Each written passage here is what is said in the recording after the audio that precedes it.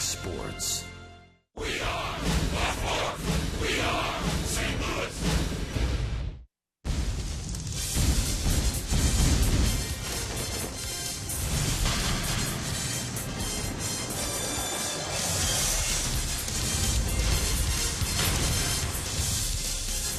This is St. Louis Cardinals baseball. Beautiful afternoon from Busch Stadium in downtown St. Louis. Redbirds looking for a sweep as they play the Atlanta Braves. Cardinals are developing always young talent. Rick Horton, we've got another one waiting in the wings. How about this left-hander? His name is Briggs Ellis. He has great mechanics, the good follow-through. He's on top. And, of course, you have to have a repeatable delivery, Dan. There he is going downhill. And, well, maybe a little bit more work to do for Briggs Ellis, but certainly happy to have him in the organization. The son of second baseman Mark Ellis, from that lefty to this lefty to a lefty on the mound today. That's Jaime Garcia. Rick Horton, Dan McLaughlin with you. Looking forward to seeing the debut of Jaime. It's been a long time coming, and Jaime Garcia very excited to get that chance to be back on the mound again. He's been a winner, Dan. He's a guy that has a tremendous sinker. He controls the bottom of the strike zone. Garcia, we just hope he can get off to a good start today. In his career, he's been very good here at home. That's Jaime Garcia. Gavin Floyd for the Atlanta Braves. Baseball coming up on your home of the Cardinals.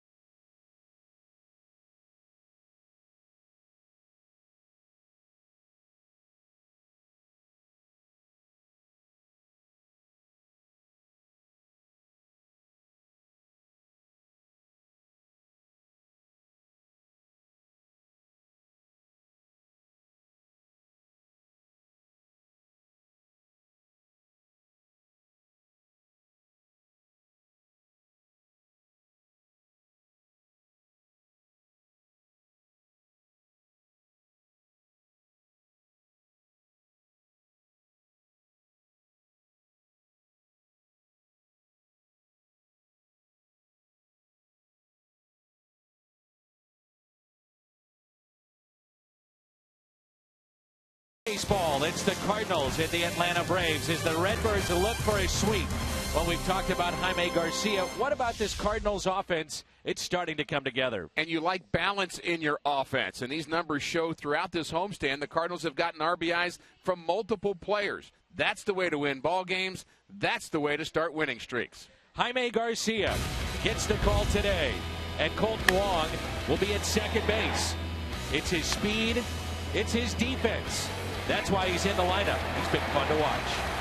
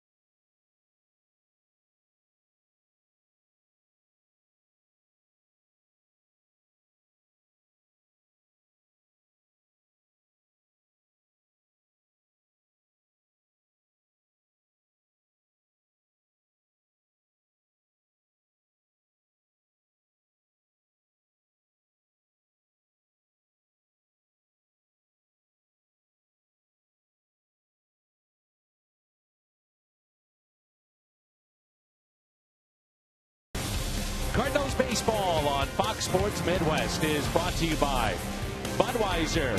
Great times are waiting. Grab some buds. It's Chevy Truck Month. Visit your Mid-America Chevy dealers to take advantage of Truck Month offers on the all-new Chevy Silverado. And by Menards. Save big money at Menards on all your home improvement needs. I'm not sure what to say to that. I don't think we have any words for that at all, Dan. My goodness. Happy Sunday to Adam Wainwright. Let's take a look at the Atlanta lineup. It will be Jason Hayward, the right fielder, followed by Justin Upton, then Freddie Freeman. Chris Johnson will bat cleanup. Andrelton Simmons moves up. Dan Uggla is in this lineup, along with Gerald Laird, the former Cardinal, and Logan Schaefer, his first start in this series. Gavin Floyd, the pitcher.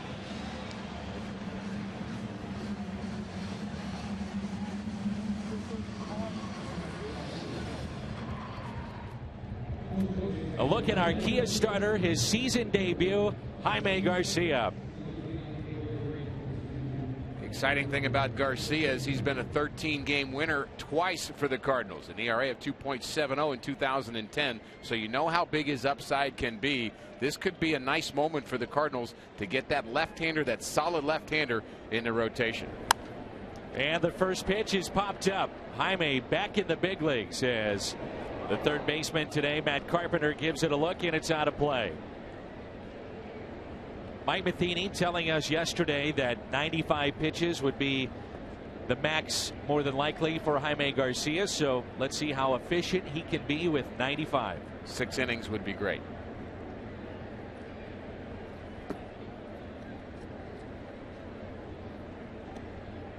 You alluded to it, but now the Cardinals feature a lefty in the rotation. Always nice to have a different look. I always think that helps with your bullpen. If you always have a left-hander, your first guy out of the pen, because all of your starters are right-handed, it sets up your bullpen right, left, right. But there are times where you just as soon have it the other way around with a left-handed starter, or you could go to the right-hander first out of the bullpen. Somebody like Seth Maness, we may see him today. Adams took it himself for the first out. Around the Horn is brought to you by Dobbs Tire and Auto Centers. It's Holiday, Borges, and Craig in the outfield. Carpenter, Peralta, Wong, and Adams on the infield. Yachty behind the plate, and Garcia on the mound. So again, a similar looking lineup day after day in this series for Mike Matheny. Here's Justin Upton with the outfield straightaway and deep. A couple of interesting changes in the Braves lineup today, Dan. They do not have B.J. Upton, who has struck out a ton lately, really struggling, and the left-hander Jordan Schaefer gets to start in center field against a left-handed starter. That's a bit of an oddity, and Freddie Gonzalez getting away from the pitcher batting eighth for the first time since we were in Atlanta. I think if you look into Upton, this is Justin at the plate, but BJ sitting. There's just frustration over the fact that he's not making contact and striking out. So as you alluded to have a lefty-lefty matchup, so be it. 4 strikeouts yesterday against Shelby Miller and others. So he gets the afternoon off.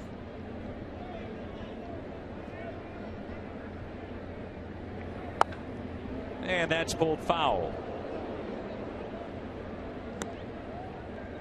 Garcia's stuff, Dan, is not overpowering in terms of velocity, but he has tremendous movement, has the sinking fastball we talked about, but he has a good curveball and a very good changeup. And he's one of those guys where I'm not sure he knows what his best pitch is going to be on any given day. We've seen him kind of good with the sinker sometimes where he stays there exclusively. Other times he gets the strikeout with that breaking ball where he missed high and away with that one.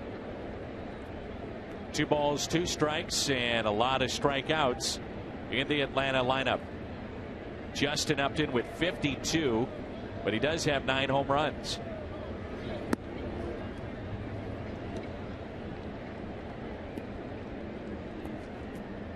Always hear the term pressure points on the baseball.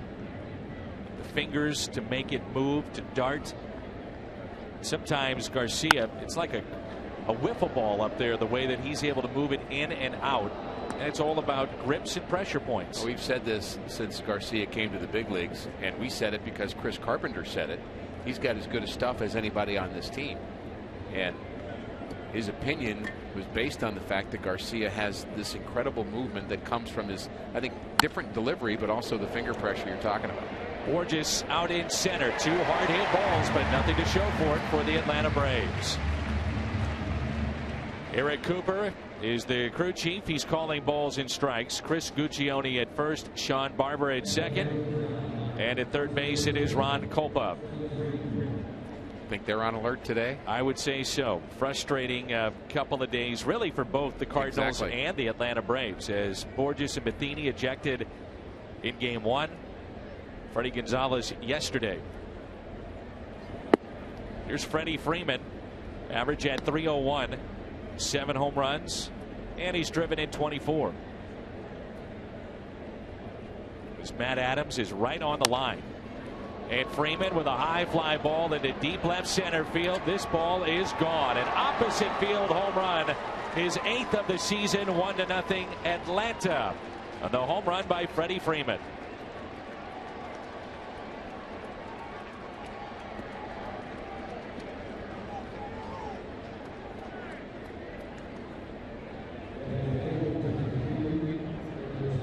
Big year a year ago for Freddie Freeman, and really surprising power. He has a short swing, and he just jumps on that first delivery and shows that power the other way. This ball down in the zone too. Chris Johnson, the cleanup hitter, looks at strike 1.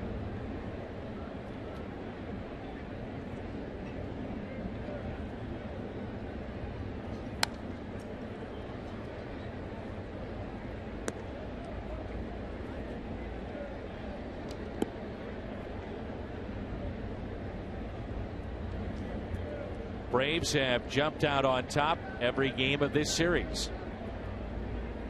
Molina sets up low and away. And that pitch in the dirt, 1 ball, then 2 strikes. And before this series started, the Braves were 14-2 when scoring first. Yet the Cardinals have found a way to come back, and we have loved the Cardinal offense the last couple of days, Dan. It's been a whole different look, a lot more energetic, a lot more exciting, and looking forward to seeing him at work today. First strikeout of the year for Jaime Garcia. He gets Johnson, but Freddie Freeman gets Jaime with the long ball.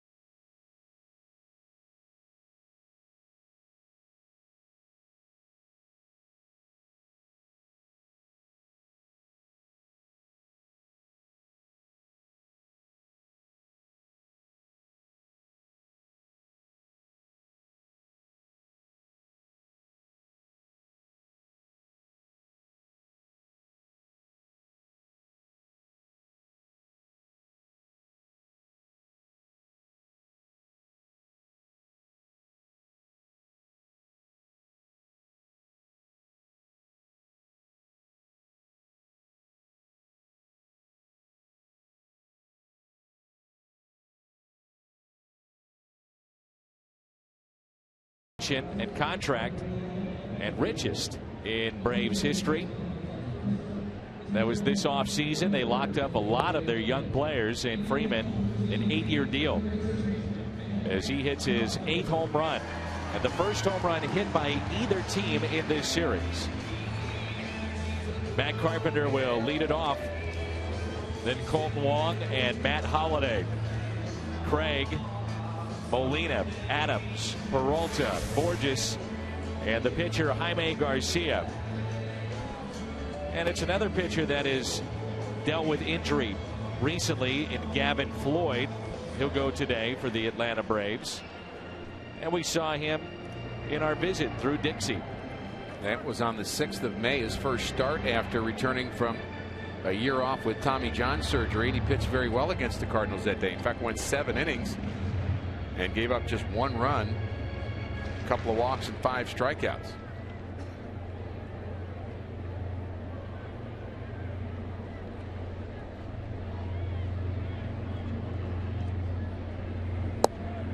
Carpenter takes a pitch low. By the way, the Cardinals' homerless streak is now at 243 at bats since the last home run that they've hit. However, they have won games with their speed and small ball. 1 ball, 1 strike on Matt Carpenter. Small ball can be fun. I'd say so. Carpenter is 2 for 8 this series and just 3 hits on the homestand.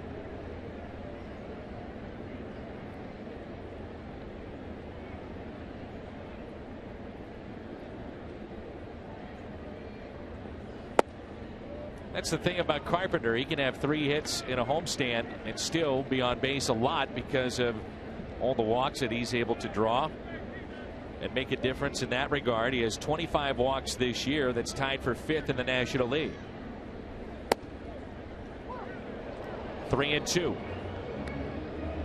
Floyd is a guy that's going to use his off-speed pitches quite a bit. About 40% of the time he's going to throw either the slider or curveball. Fastball 91, 92. Does have a changeup as well. 4-pitch pitcher. 3-2 hits sharply past Freeman and into right field. Ball was smoked, and Freeman slow to get up. What a rocket off the bat here of Matt Carpenter. Now this is a base hit. Ooh. Looked like it might have hit off his wrist. Actually went and kind of grabbed his wrist or his hand right after that ball gets by him. No time to even react. He just threw his glove up, spun around, tried to knock it down. I've been at odds with the official scoring quite a bit this year, but no problem with that being a base hit. Colton Wong 4 for 8. First 2 games of this series.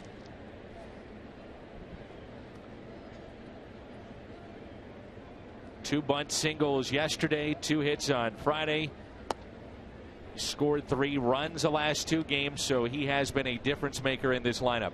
So what the bunting does is it brings Chris Johnson in on the grass, the third baseman for Atlanta, and that opens up another hitting lane for Colton Wong. So you've showed what you can do. Now it makes you a better hitter with the drawn-in infield.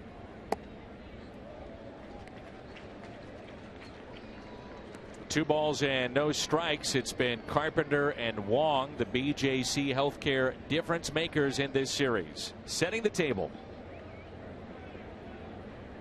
Colton Wong now with 5 steals in 5 attempts as well.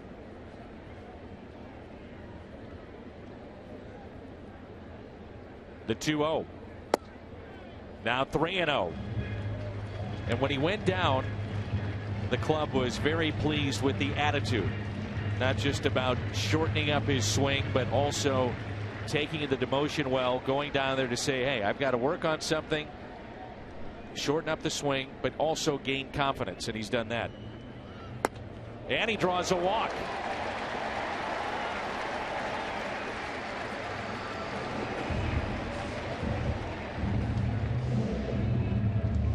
Defensively, the Atlanta Braves around the horn is presented by Dobbs. Upton, Schaefer, and Hayward in the outfield. It's Johnson, Simmons, Ugla, and Freeman along the infield. Laird behind the plate. Gavin Floyd is on the mound. Wait a minute, that camera angle was in our seats yesterday. That was fun, Dan. That was fun. Haven't eaten since, but it was fun. Did our broadcast from Cardinals Nation and a chance to see the seats over there and really the entire venue. Yeah, just really a fun place to be. You know, the Cardinals have put the leadoff man on in 7 of the last 8 innings, dating back to game 2. And Holiday 1 for 4 with a single. The Cardinals win yesterday. He's been on base in each of the last 29 home games. So 29 in a row for Matt Holiday. That'll find the seats. It's the longest current streak of this type in the major leagues. And if you're wondering, the last Cardinal to have that type of streak, also 29 games, was John Jay in 2012. You referred to game 2 of this series, but you go back to game 1. The Cardinals had the leadoff runner on in that game quite a bit as well. 1, 2, 3, 4, 5, 6, 7 times in game 1. So that, I think, adds a little excitement. It gives Mike Matheny some more options about stealing bases, hit and run, bunts. All those things come into play when you get that leadoff runner aboard. And on the other side, you're talking about innings that are stressed for a pitching staff too. Absolutely. Dealing with runners on. Watch out here, a 2-1 pitch. Ooh, and Holiday a big rip, and it's 2-2. Just an absolutely gorgeous afternoon for baseball. Could not draw it up any better. And this crowd ready to explode. It's a big, big crowd today.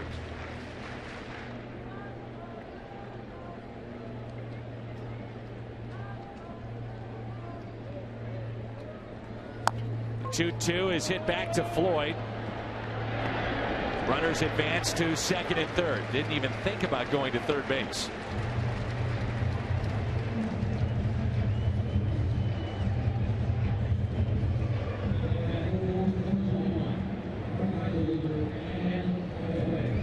Ball really hit off the end of the bat. I think he just assumed no chance at third, certainly no chance at second. Then there's the influence you might get from your catcher. Pointing 1-1-1 and yelling 1-1-1 was Gerald Laird.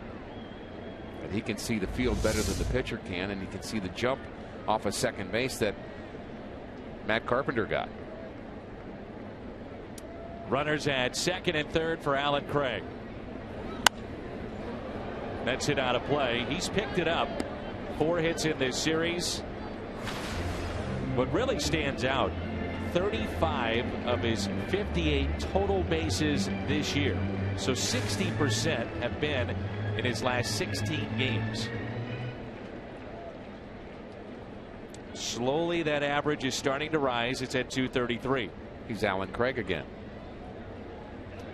A base hit, then he's really Alan Craig. Referring to his ability to hit with runners in scoring position, which really predates last year. It's something he's done his entire career. He just has had the knack for driving in runs. Cardinals getting a chance to get on the board right here in the first inning. There's his career, 378. 19 homers along with it. Big gap in left center. They shade him the opposite way. Craig in the hole, 0-2.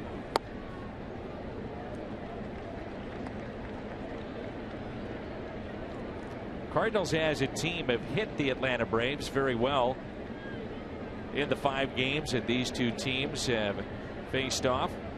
295 for the Cardinals. Only 1 home run, and that was Peter Borges in Atlanta.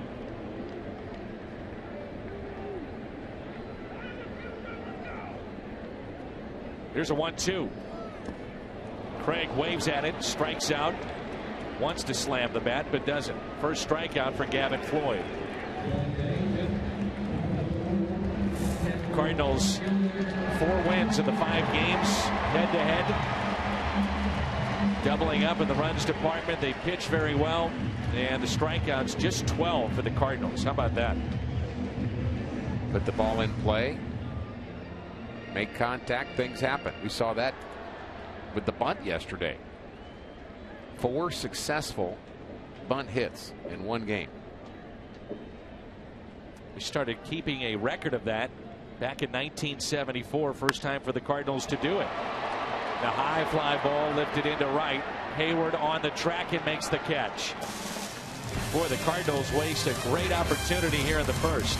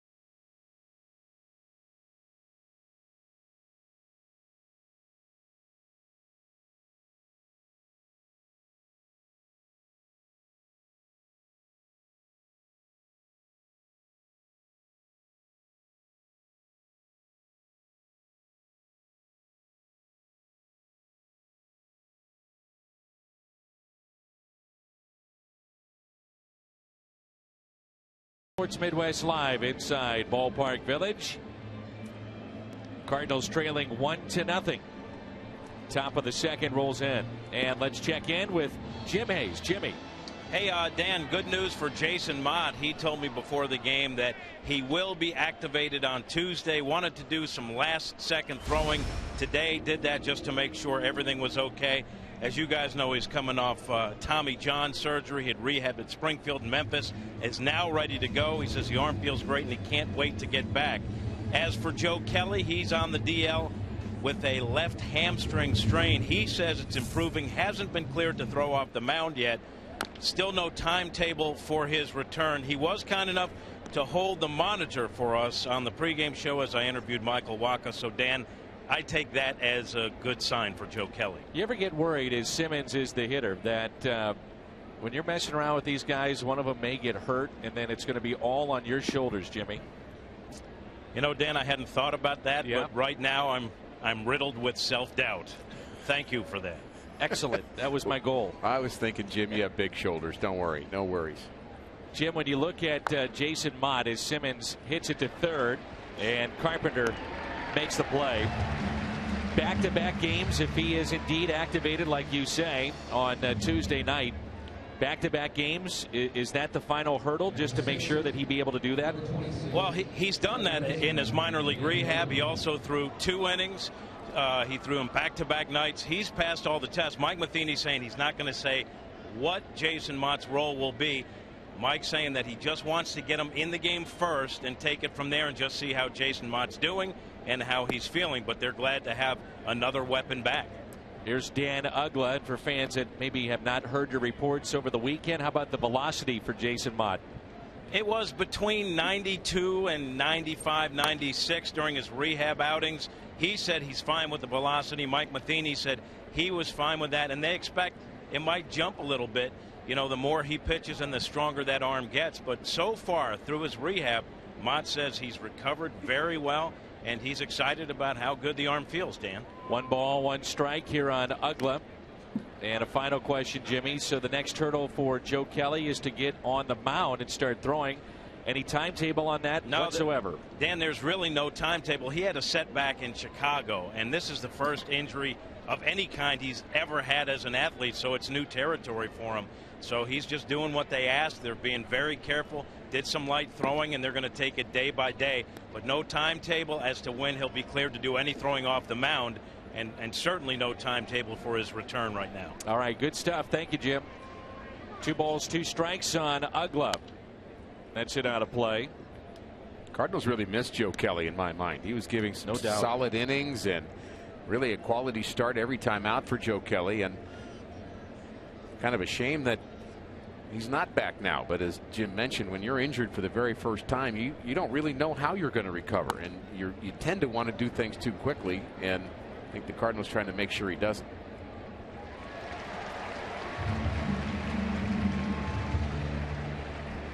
Well, remember, it was Joe Kelly that came in and replaced Jaime Garcia. So looking at the last starts for Jaime Garcia, the innings and what he did in that time period of 246 in the 3rd innings, what Kelly did, and comparing the two, Joe steps in, one guy goes out, another young guy comes in, and Kelly was very, very good. Also like the versatility of Joe Kelly because he's a guy that could do a lot of different things. I think he could be a reliever. I know his splits would say he has better numbers as a starter than he does as a reliever, but I think long term he could do either or both. Ground ball 2 short. Peralta. Good inning for Jaime Garcia. 1, 2, 3. Matt Adams, the big slugger, leads it off when we come back.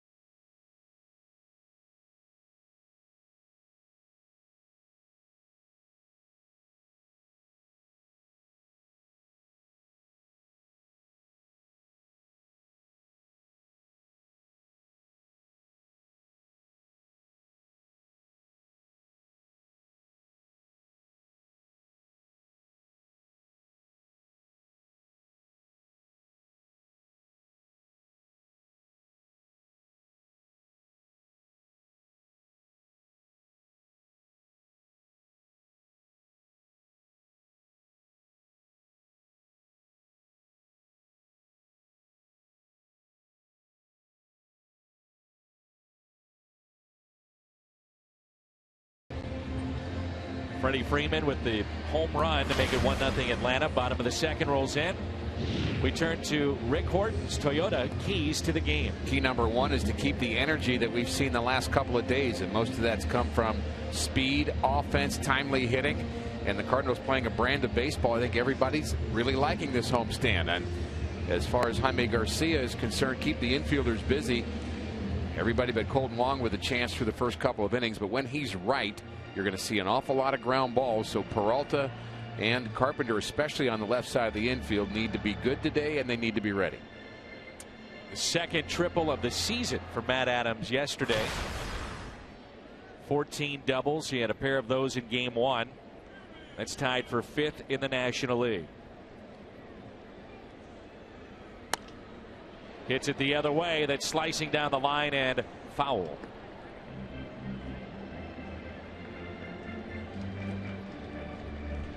You're in the top 5 of doubles. You're second in multi-hit games, and yet Adams only 2 home runs.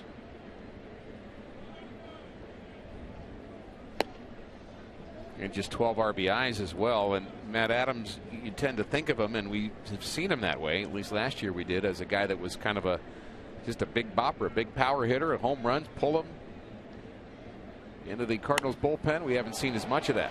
Turns on this one, and it's off the wall.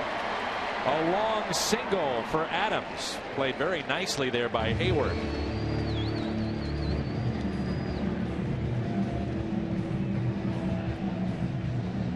Well, there's Matt Adams turning on a ball, just as we were speaking of it.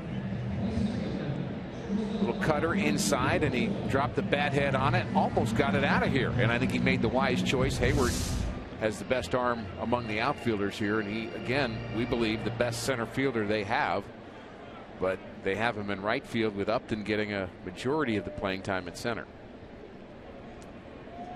Johnny Peralta hitting .340 in the month of May.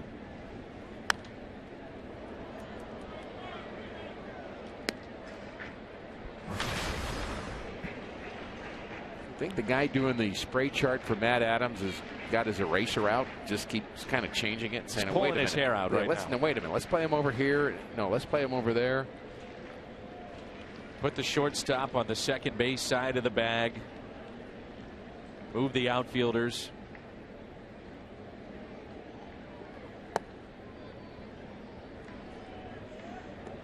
What we noticed yesterday is the reality of what the bunt can do on shifts. It kind of takes you out of the desire to go with this shift, and we saw it in this series with Rizzo, 2 bunt hits against the Cardinals. That's really where it began. But I wonder if the art of bunting may come back as shifts increase, that there'll be more talk about how to do a drag bunt or a push bunt. Could be a double play. Out at second, and Freeman gets back on the bag for the second out.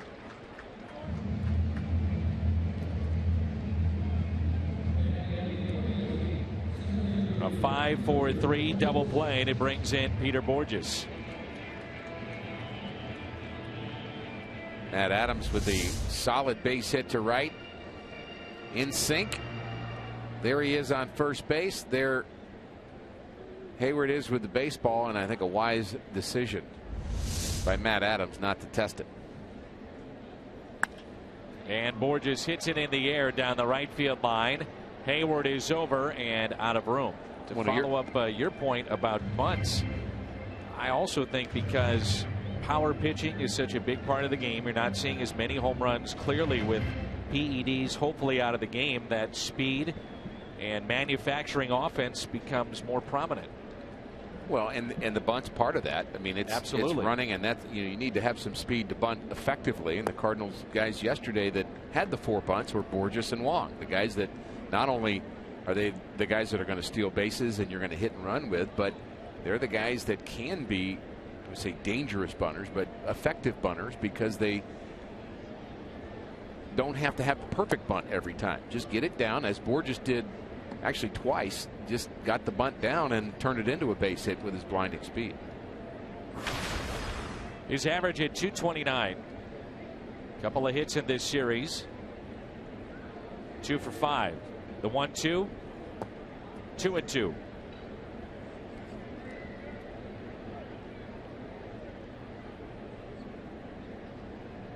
See the bunt hits for the last few years where the Cardinals ranked. Only Washington is ahead of St. Louis this year. Peter strikes out. Laird to first. Safe.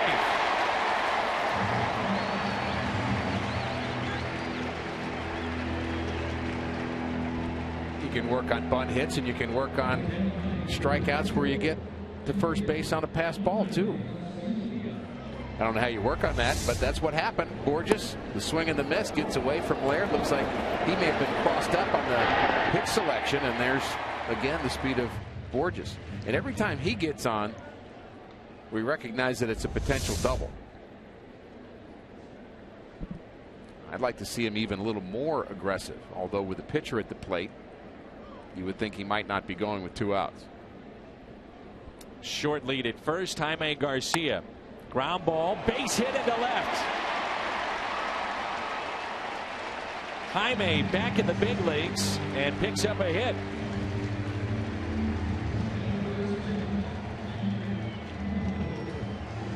You know, Garcia had 2 rehab starts, one in Springfield, and that was only 2 innings because he was hit by a pitch on his pitching elbow. That was in the 2nd inning of that game. A scary situation for him. Turned out to be okay, obviously. And then 5 innings. The other start in Memphis, and he extends the inning to Matt Carpenter. And today, by the way, is his bat day giveaway.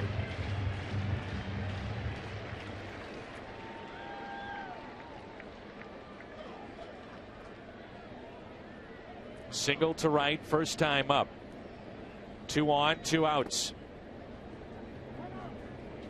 Jaime getting hit on the elbow. I think most Cardinal fans know that most of his issues have been shoulder issues as a pitcher, because he has a lot of really torque on his arm and particularly pressure on his shoulder the way he delivers a baseball, and he's had to kind of mess with that for a while, and it's a much, I would say, much more iffy thing in terms of recovering from a shoulder injury. But it's good to have him back, and then he gets hit on the elbow as well, and just good to see him pitching. I know he's excited about it. It's pretty amazing. The pregame show showed the Tommy John surgeries and how much they are up percentage-wise, and the elbow seems to be a problem that can be fixed. The shoulder, not so much so. Cardinals, by the way, Dan, 5 of 9 first time through the lineup have reached base. Be frustrating if you can't pick up a tally here in the first 2 innings. Cardinals were 0 for 3 with runners in scoring position in the first. 3-0 the count on Matt Carpenter, with Borges the runner at second, Garcia at first, and he draws a walk. Second walk issued by Gavin Floyd, and the bases are loaded.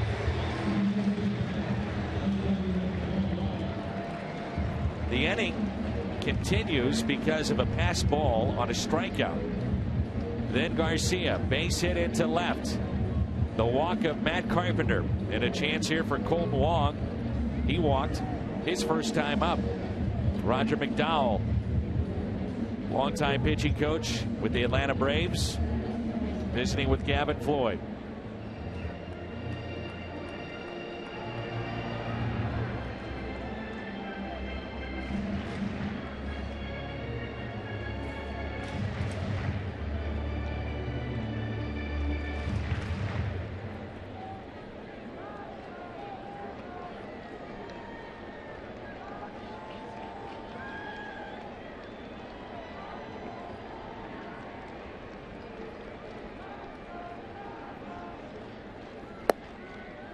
Ball 1 to Wong. This team has a different feel to it, does it not? Energy is a word that I keep coming up with. Personality.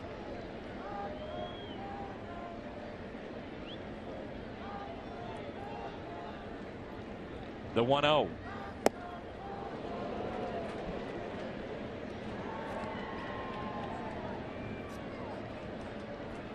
Mike Matheny again talking about the confidence of Colton Wong.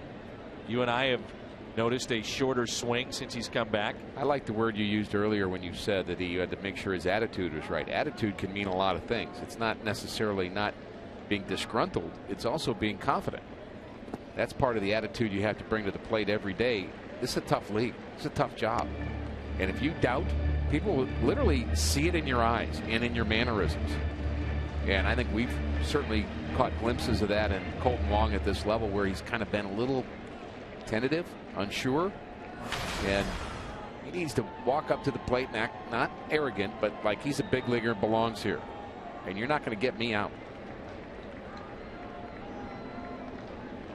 The 2-1. Wong slaps it down the left field line. It is slicing. That ball is fair. Into the corner. 2 runs will score. Here comes Carpenter. Kolten Wong comes through with the bases loaded. 3-1 St. Louis.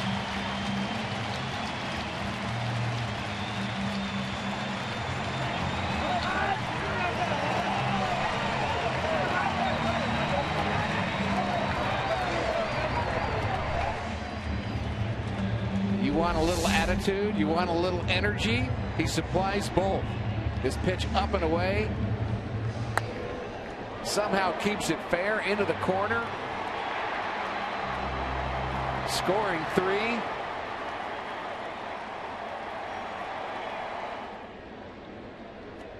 And the energy of Kolten Wong, I don't know if you saw him clapping his hands after he rounded second base, but that's the excitement that I think the Cardinals are bringing. He's fired up in this homestand. You bet.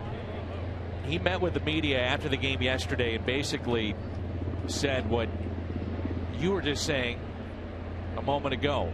I belong here. I need to have confidence that I should be here, and I do belong here. And he's playing like it. And the Braves, it's the little things that you talk about, but in this series they've had some miscues along the way, and a big one on the pass ball. Third strike on Borges extends the inning. Good teams are opportunistic. 1-2 on Matt Holliday. Holliday came up with runners at first and second, nobody out. Grounded back to the pitcher. 0 for 1 today.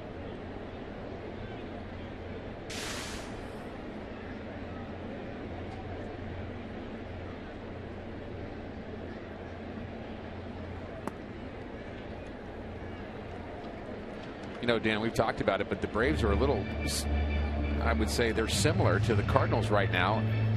They're 3 games over 500, but there's almost this funk that they're in too, that you kind of watch them play and they just don't seem to be very excited. Their fan base not excited. They're actually in first place, right, in the National League East, but yet still not playing as well as they think they can. They've got some holes in their lineup, a lot of strikeouts. And I think when you strike out as much as they do, it's almost like the rally killer. It's dull. Yeah. Which goes back to your comment about, with all the strikeout pitchers in the game, to learn how to somehow put the ball in play and use the bunt, use your speed. Not sure they're built that way, though. The 2-2. That hit him. Holliday is hit by the pitch.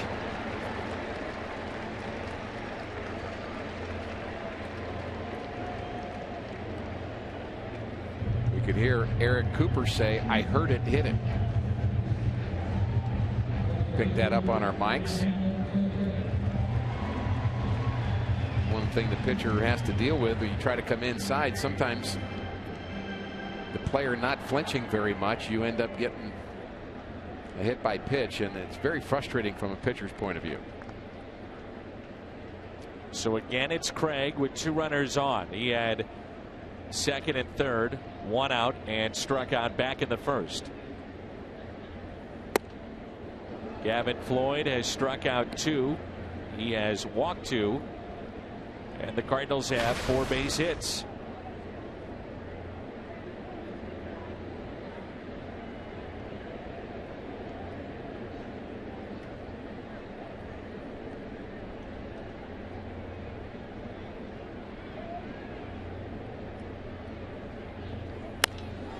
in the air, right field. Hayward is over. The reaction of Colton Wong. Clears the bases.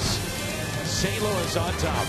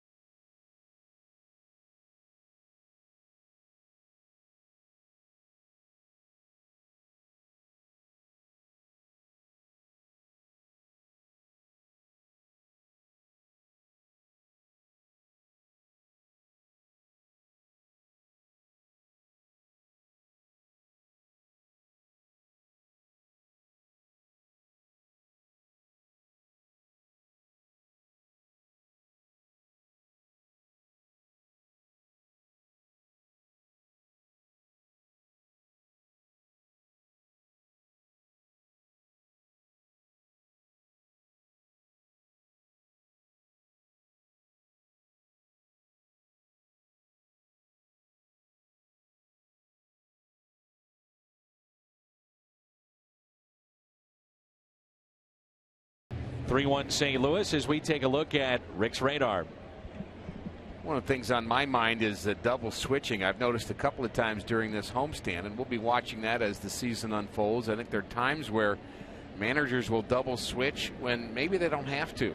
If you've got a relief pitcher coming in that you're going to pinch hit for anyway, I think there are times where you kind of put yourself in a worse position by doing a double switch. It's become such a natural part of the game, Dan, but I know there are times where you've got to do it, but some of the kind of the factors going into a double switch we're going to be looking at as the games unfold.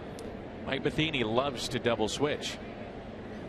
And most managers do. I think there's, again, just times where you don't just want to do it just because you're in the 7th inning and it's time to do it, because you may be putting yourself at a disadvantage depending upon your personnel at the time. Here's Logan Schaefer. 0-2 pitch. Puts it in play. Hit to short. Backhanded by Peralta. Fires a strike to first. You think about it when you do double switch.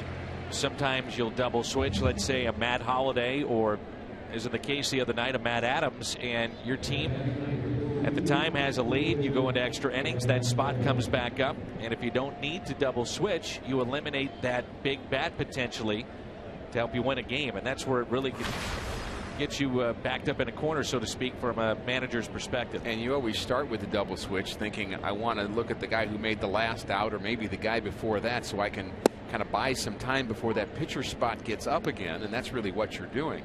But if you're going to use a pinch hitter anyway in the next inning, it makes much less sense to do that, especially when you're taking out an Adams or a Matt Holliday.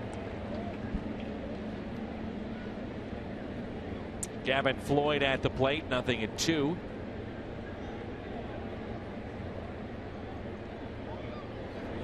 And he strikes out. So Jaime Garcia has his second strikeout. And there's 2 away here in the 3rd. Reminder, one of the best ways to get tickets, StubHub.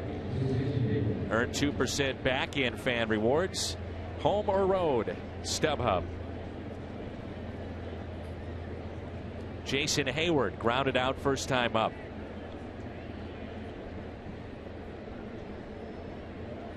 Beautiful sight there. Gateway to the west, and the arch, the backdrop, the skyline. You see the Greensfelder building across the street. There's a strike at the knees. A lot of good views in this ballpark. I always recommend to fans, especially those who've maybe not been here a lot, just kind of walk around the ballpark. Just check out some different seats, different views. Hayward, a little squibber to third, and Carpenter makes the play. After the home run, 7 in a row. Set down by Jaime Garcia. 3-1 midway through 3.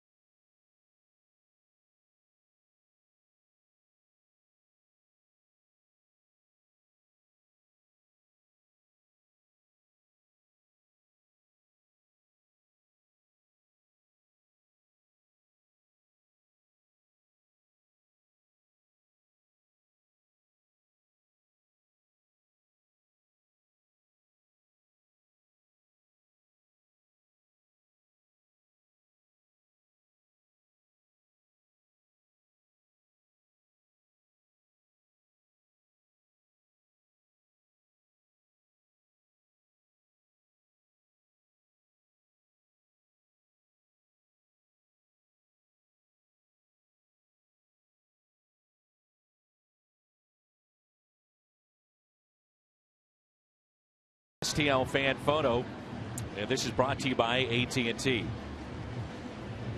Cardinals will have Molina, Adams, and Peralta due up here in the third, and they lead it by the score of 3-1. A bases clearing double off the bat of Colton Wong as the Cardinals fell behind early with the solo home run by Freddie Freeman.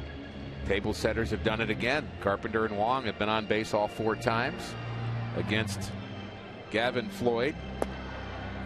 Floyd's been a guy who's been a good pitcher, Dan. You look at his career, good numbers in the American League, and really expecting a lot from him. This Braves team has a lot of potential. They are not playing well. They're not hitting well. They have holes in their lineup, but they're pitching when it's right, especially anchored by Kimbrel in their bullpen, can win them a lot of games. They've been allowing, coming into the series, under 4 runs a game. So they're pitching through the quarterway point of the season. Sensational. The first pitch is popped foul by Yadier Molina. Back in the first, he had runners at second and third and fly to deep right to end the inning and the threat. If you're wondering, the 3 runs unearned because of the strike 3 passed ball. Into right again. Hayward is over. It drops, but a foul ball. And who are the 3 people I told you care about whether or not they are earned or unearned? The pitcher, of course, his agent, yes, and Roger McDowell, the pitching coach. Correct. And I agree with you. Maybe some relatives. His wife, sure. Mom, dad, maybe a neighbor or 2. Very close.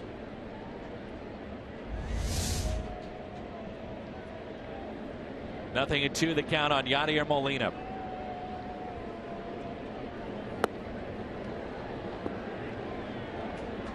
Floyd has struck out 3.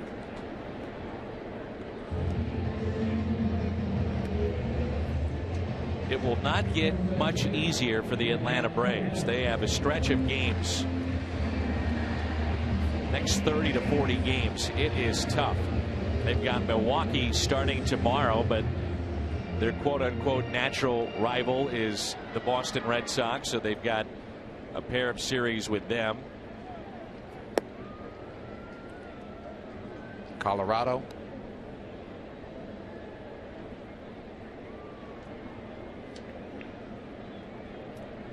So you wonder about the Atlanta Braves 30-40 days from now. Can they catch fire? Can their pitching keep them in games? Can they cut down on strikeouts? This will be the final time we see the Braves in 2014 unless these two franchises make it to postseason play again. 1 ball and 2 strikes on Matt Adams.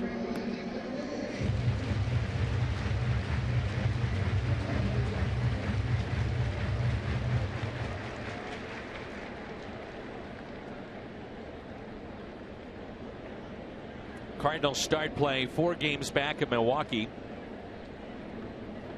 Atlanta leading by a half game. That's ripped foul over Washington and Miami. But it's been these two teams in postseason play an awful lot since 2010. But the difference has been 27 postseason wins.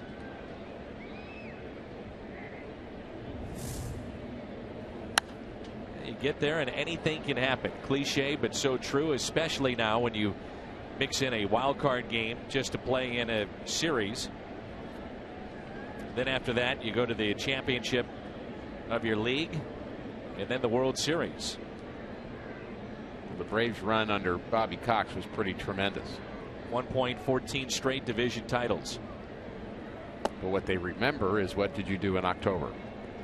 One time they won the World Series. That great run. Hall of Famers part of that team. Bobby Cox, Tom Glavine, Greg Maddux. They'll be inducted with Frank Thomas this year. Tony La Russa. Adams pops it up left side and spoils the pitch. Out of play. Something I think very rewarding about having a good solid team that plays well all year. You win 90 games, 95 games, but boy, at the end of it, when you go through the offseason and people say, yeah, you guys are really good, too bad you didn't. I mean, you want to have the parade downtown, you want to have the ring, you want to go see the president, you want to do all those fun things that come with being a world champion. Strikeout of Adams. Fox Sports Supports is proud to collaborate with Stand Up to Cancer, groundbreaking initiative created to accelerate innovative cancer research that goes to new therapies to patients quickly in order to save the lives now. For more information, visit foxsportsupports.com. You had 2 teams like that, 85 and 87. Johnny Peralta at the plate. And yes, great memories, friends, moments, experiences, all of that, but there's still that little thing that you just didn't quite go all the way. Well, I'm still upset about it. You're not the only one.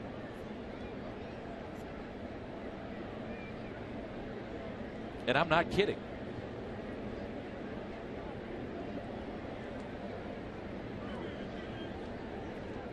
The 1-1. Popped up on the infield. And put away by Dan Uggla. 1-2-3 inning with a pair of strikeouts for Gavin Floyd. We head to the 4th.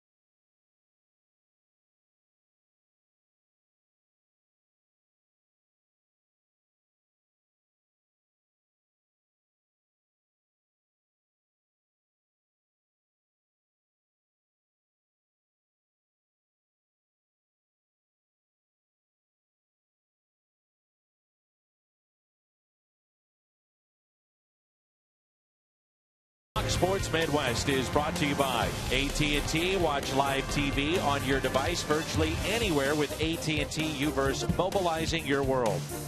And by Schnucks, your neighborhood hometown grocer for 75 years. Justin Upton, Freddie Freeman, and Chris Johnson for the Atlanta Braves. Top of the fourth, it's 3-1 St. Louis. I think Jaime looks good. I think there are some breaking pitches that don't have the sharpness. Others do. But for the most part, he stayed out of the middle of the plate, and we've seen the good movement that you come to expect from Jaime. That is hammered out to deep left field past Big Mac land. That is launched. My goodness, Justin Upton, his 10th home run with an exclamation point.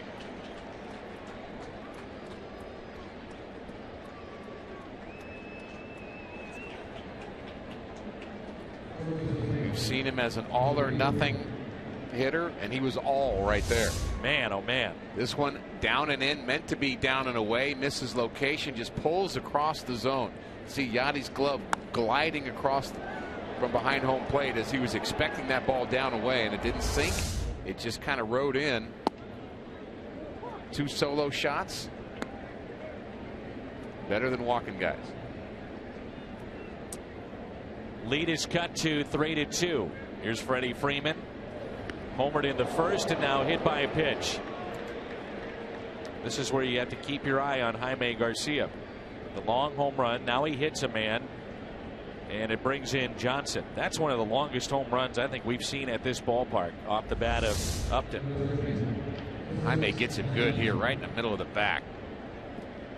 And I do not believe that, for those who are conspiracy theorists, that was on purpose. I never say never, however, because you don't know about winter ball and spring training and other possibilities to build animosity. But I just think, given that situation, it doesn't make any sense that Jaime would do that on purpose. So leadoff homer by Upton. Freeman hit by the pitch, brings in Johnson, who struck out. And a double play ball. Wong, how nifty was that? 4-6-3 on the double play. Nicely done, Colton Wong. It was nifty at first, but then he had a little trouble with the exchange out of his glove. And the hard part was catching the ball.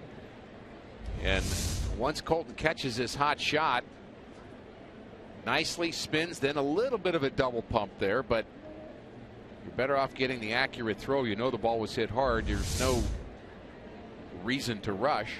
Wanted to make sure, I think in some ways, that Peralta was actually at the base too, or close to it. That's why I was wondering if that's where the double pump came from.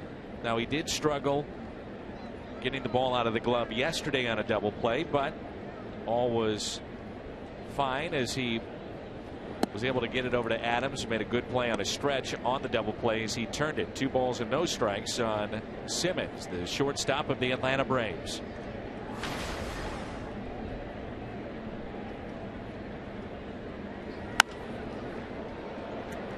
Center field, Borges makes the catch. Justin Upton launching one past Big Mac land. Nearly 430 feet. Over 108 miles per hour off the bat. 3-2 St. Louis.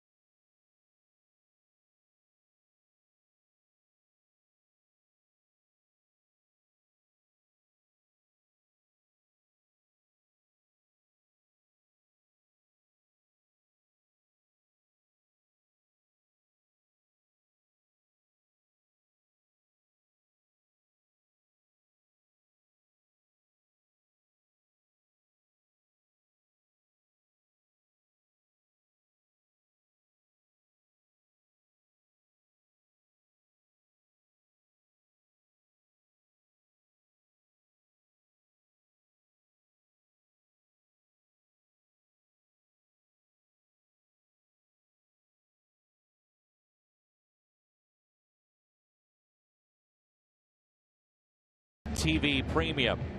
The Cardinals leading by the score of 3-2. It's the #1 live streaming sports service celebrating 12 years. You can join the millions of subscribers. Watch every out-of-market game live online or in true HD on over 400 mobile and connected devices. Visit Cardinals.com for details.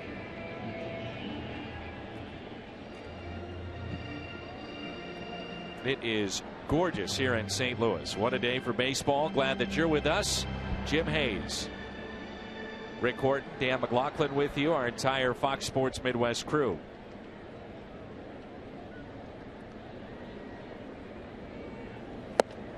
Peter Borges got it all started by striking out. Say that again?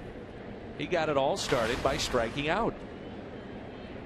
A pass ball on the third strike. And he drives this into right field. Hayward coming on to make the catch. Gets it first base. Then the base hit by Garcia. Walk to Carpenter, and Wong cleaned it all up. Rick's radar, what do you have for us? Another question we get asked quite a bit, Dan. Does chemistry really matter on a team or not? Is that fact or fiction? Does a team need to kind of have something, some spark, something? And I think what is often misunderstood when you use that phrase team chemistry is people assume that means everybody's got to get along or like each other or agree. I think chemistry is different than that. Chemistry is just a feel that a team has that I think creates synergy, energy, and chemistry I think is part of that. And I think the Cardinals are still searching for that, and I've wondered whether that last couple of pitches there were on purpose to Mr. Garcia as an aside. So. Yeah. Caught my attention. I'm sure it got Jaime's. Right, used to talk about the Oakland A's, the teams that won, and how much they disliked each other away from the field.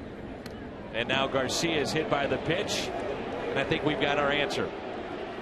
Well, I wasn't sure about Freeman, but I'm really sure about this one. Both dugouts now have been warned by the home plate umpire, Eric Cooper.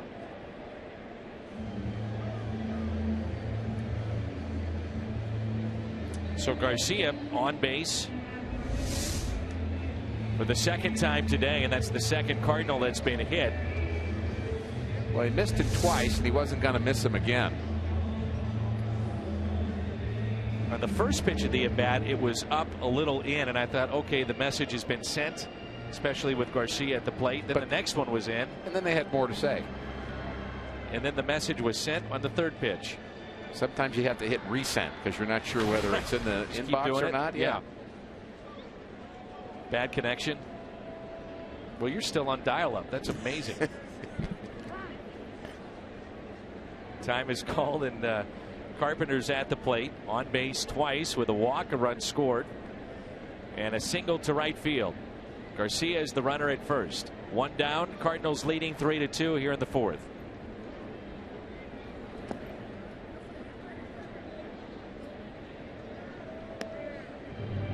By the way, we mentioned talking about the 3 unearned runs that Floyd gave up in that second inning. We said only really his mom and his wife and his agent really cared about whether they're earned or not. I was corrected on Twitter. I think a very good point. There's some fantasy baseball people that might be concerned about whether those are earned or not. And they're right. So add in another few 100,000 people. There's a strike that have Gavin Floyd on their team. One thing about National League Baseball, you know, you mentioned the double switches. We talked about that earlier, but if you want to send a message, sometimes they say, well, go after their best player, and that's who you're going to hit. The pitcher has to hit for himself. So he hits a couple of guys. Sometimes he's got to dig in, and one may be coming to him. Well, it's more direct when you hit the guy that did it. That's number one. But you may get more result from hitting the best player on the other team because he's going to come back and yell at his teammate. And so it depends on whether you want to be clear with your message or create a little turmoil in the other dugout. I know in the American League, without the pitcher hitting, it always becomes pick out their best hitter. He's probably going to hit you anyway, so why don't you hit him? What about this conversation right now at first? The guy that he hit is standing at first. That's Freeman and Garcia. And you wonder if those two are chatting and making sure that, okay, you got me. I didn't mean to get you. May have looked bad. Let's move on. Send that message to your teammates. And a walk to Carpenter. You hope that's what that conversation was. Only Chris Maloney knows for sure. Carpenter on base for the 3rd time, a pair of walks and a single. Download the new McD app for great deals sent directly to your smartphone. Right now, get a free large sandwich with any purchase just for downloading. Gavin Floyd has walked 3, and here's Colton Wong. Wong has walked, and then the bases clearing double that scored 3 to put the Cardinals on top back in the bottom of the 2nd. Wong hits it sharply to short. Out at 2nd. The high throw, but Freeman is on the bag, and they turn the double play. 6-4-3. The concentration of the shortstop Simmons on that play. Nicely done. Sends us to the 5th with Ugla, Laird, and Jordan Schaefer due up for the Atlanta Braves.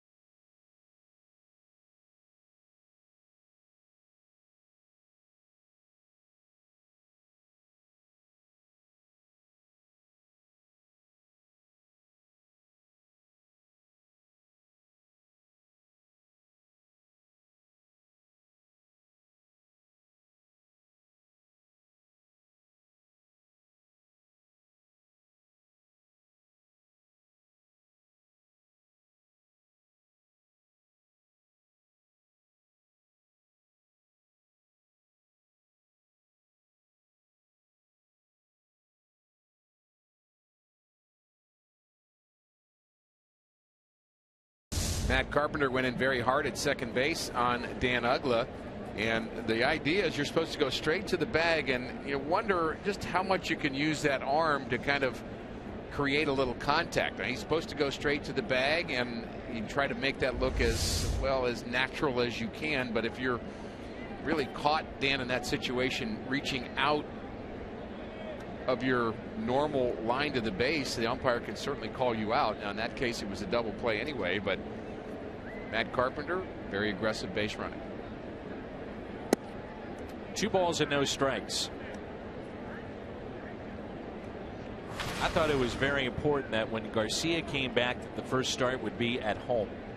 He is just a different pitcher here at Busch Stadium. Loves it here at home. Career earned run average 2.58 here at Busch Stadium. On the road, it's 4.32.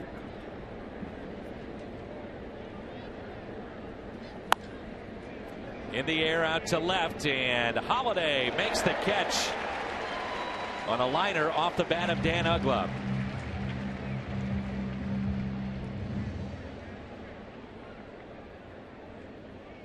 May 31st, gear up for Cardinals games and cheer on Adam Wainwright. It's a kid's replica home jersey.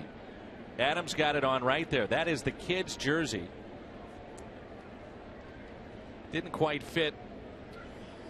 He wasn't happy about it. We had a lot of fun shooting that spot. He's not happy about that. Wait till he sees the shot we had of him in our open. Wow. It's courtesy of Powerade and Shop and Save, and that's the Adam Wainwright kids jersey. May 31st. He's all business when he's pitching, but boy, he keeps it light, loose, fun, serious when he needs to be. And a strike to Gerald Laird. Wainwright among the league leaders in either league in terms of victories. And he was telling me the other day, you won't find a bigger Braves fan than myself until I was traded. The addition of Wainwright to this franchise has been spectacular. There's a good off-speed pitch. A strikeout of Laird. I mean, you can go through the numbers and the important wins, the outs in 06 at the back end of games, but what he has also meant to a lot of the young players coming up, he is huge in that regard and being a leader of this franchise. Well, you can throw Chris Carpenter into it as well, but the development of the young pitchers the last 2 years that the Cardinals have had, and it hasn't just been one or two guys, it's been a half a dozen or more. You throw Lance Lynn into that. You know, you think about him as a guy's been around a while, but what's he, 25, 26? You're still fairly young pitchers learning their craft, and to have a Wainwright and a Chris Carpenter to help them in that development, I think it's been I would say critical. You can't do it without them. The pitching coach can only do so much. At some point the pitching coach has to look at a guy and say, watch him. I mean, I'm telling you what to do, but watch what he's doing. And there has to be a demonstration of it, I think, as part of that development. Jordan Schaefer at the plate. I was just about to say that you talk to these young pitchers and they say, well, I just watch Wainwright. I watch how he handles the media, what he's doing behind closed doors in the clubhouse, and the fun that he has, but also when it's time to be serious and to evaluate tape or go over video, scout reports, what is he trying to pick up? I've always said he reminds me of Oral Hershiser, former teammate, and Oral, former Cy Young Award winner and World Series hero, and just very similar in their personalities, kind of just easygoing guys, but something about when they got between the lines, they just understood how to compete. And I've always said that, you know, that's really where the comparison starts for me. Tommy Lasorda used to call Hershiser a bulldog, and he did that. It was almost kind of a joke because when you'd be around him one-on-one, he was so easy going. I mean, just so different. But bulldog when he had a ball in his hand, the guy was trying to hit a line drive off of him.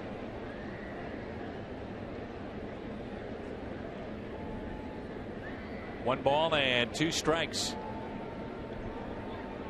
Oral Hershiser now working on television with the LA Dodgers. There's a strikeout of Schaefer.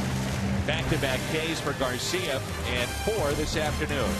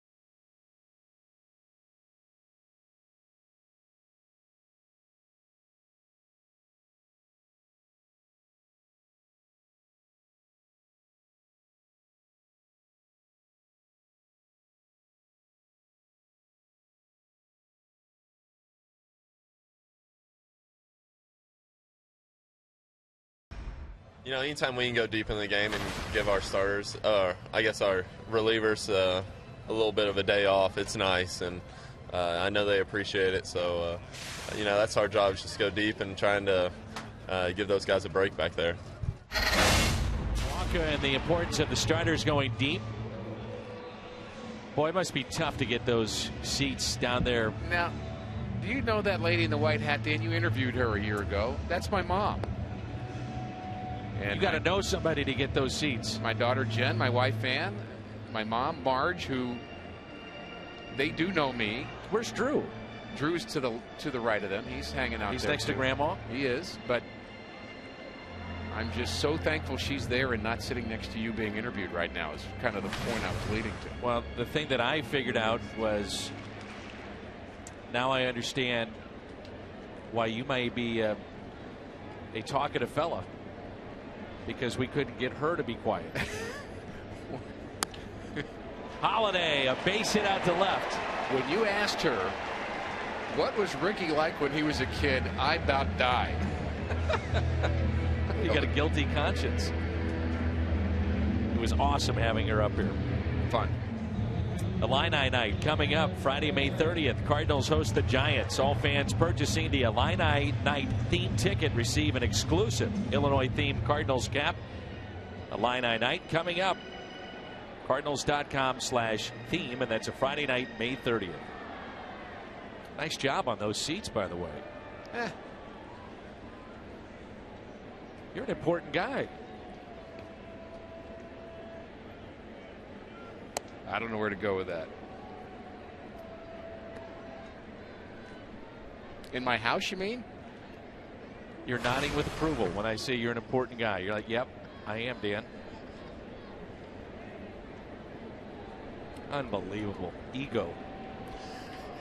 Can't believe you, Horton.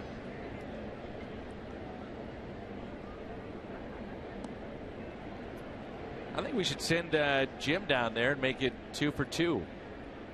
Now Jim's kind of busy. 1 year up here in the booth, no, and then let Jim down there. No, Jim's got some other places he's have at it with your mom. I just asked Jim, and he's got really important places to go. Well, he's an impressive guy. There's no question about that. Runner goes, and it's fouled back. I like the movement again. You're trying to change the subject. You mean back to the game? It's kind of why we're here, I think. Although we get sidetracked every once in a while. Mike Matheny's probably feeling quite a bit more relaxed than maybe 4 or 5 days ago. You could sense he was getting tired, frustrated. He used that word quite a bit. He talked about he was frustrated and my players are frustrated. We need to be accountable. I need to be accountable to preparing every day, and it's more than just the lineup. It's how I energize my players on a daily basis, who I get on, who I encourage. That's my job, and I need to make sure I need to check myself and be accountable to that. But the players need to be accountable, and it's a game you're supposed to win. That's what they're here for. Well, that's why I asked the question, what else can you do as the manager? You know, you've had 30-plus different lineup combinations. You're given the horses that you're dealt with, that you're dealt. And talk about the players, and then you try to develop a style, you would think, to those players. But really no traction until this homestand. Cardinals took 2 of 3 against Chicago and now have a chance at a sweep today against Atlanta. His response really centered around, the kind of the easy place to go is just to talk about where you put somebody in a lineup. And that, on the face of it, something we can all look at and say, nah, I don't like that, or I do like that, or that works, or that doesn't work. But he said, really managing a team is so much more than that. Coaching players to perform at a high level, it's how do you work, and are you working on the right things during batting practice and extra hitting, and are you emphasizing the right things? Again, are you kicking the guys that need to be kicked? Are you hugging the guys that need to be hugged? I mean, all that's part of leading people.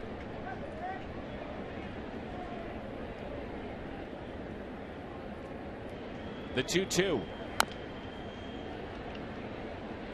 But again, I think it was wearing on him to the point of you sit there and say, what else can I do? Because he's checking off those boxes and saying, Yeah, guys are working hard. They're listening. They're competing. I don't see a give-in in our team's, games late. So what else can I do? And that's what I would assume gives you those sleepless nights. Strategy is going to backfire. Sometimes it works, but it's when you have this kind of talent and it's not clicking, that's frustrating.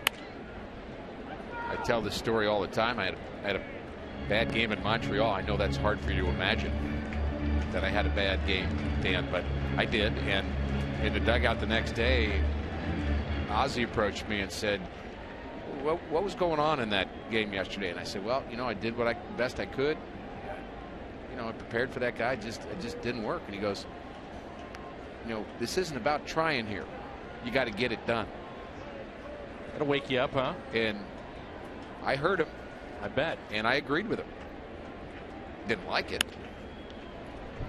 Chopper to short and a double play. It's Freeman. Oh, they're going to say he was off the bag. Looked like he was back on the bag, and Freddie Gonzalez coming out. I thought he was out to the naked eye, and Freddie Gonzalez at least is going to give his video crew an opportunity to look at this. And we've seen Freeman do this 2 or 3 times already in this game. A lot of high throws from Ugla that he has to go up for, then come back down.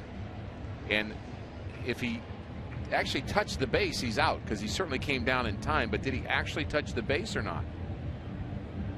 Hard to tell from that angle.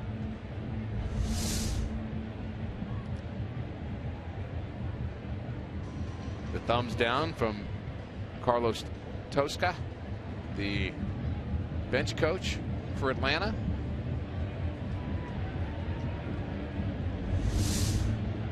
Now, he said thumbs down, but where is that foot?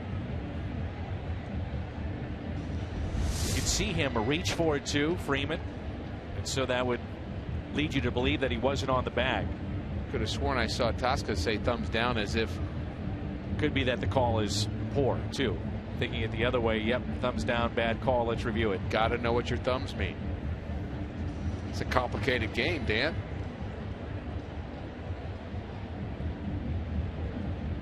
Next thing you know, there's going to be bench coaches painting their nails so you get the signs. So thumbs down would mean bad call. That would be my guess.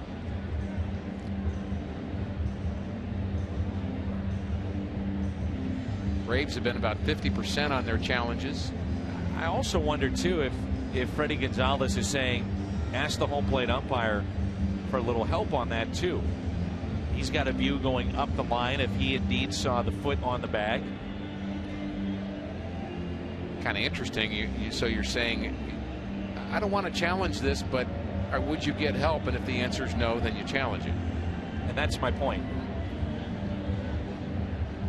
Well, I always think, Dan, if it's going to happen where you've got to play like this in the first 6 innings, you might as well use your challenge if Absolutely. It's all close, because once it gets past the 7th, you can't use your challenge after this, or you can use your challenge, but you can influence a challenge either way. That's right. So challenges are certainly usable after the 7th. How did this one turn out? Call is correct. He very well could have been on the bag, but the replays that were given would not give you clear and concise evidence to say yes, he's out. So the call stands. Braves lose a challenge.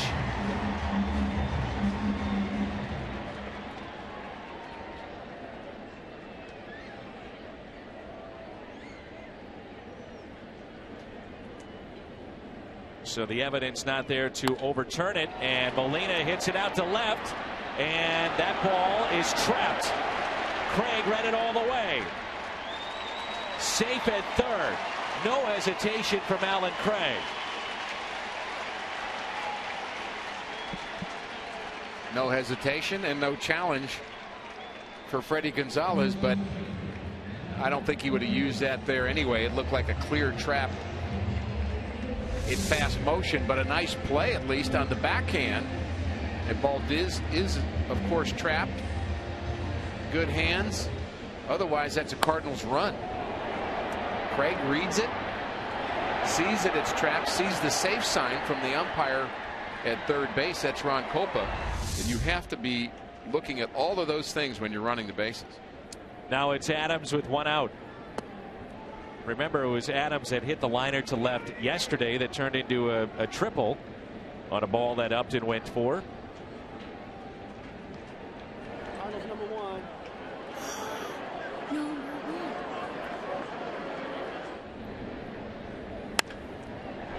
1-0 is a fly ball out to center. Jordan Schaefer makes the catch. Craig tagging up. And again, another defensive miscue. Comes back to haunt the Braves here in game number 3. Should have been a double play. And instead, Adams drives in his 23rd RBI. Excuse me, his 13th. Pitch down in the zone, and he drives it to center field. Not even a strike, but that's the situational hitting that we talk about. Job there, get the ball into the outfield. Adams does it, picks up the RBI, and you're absolutely right. Another run that should not have scored.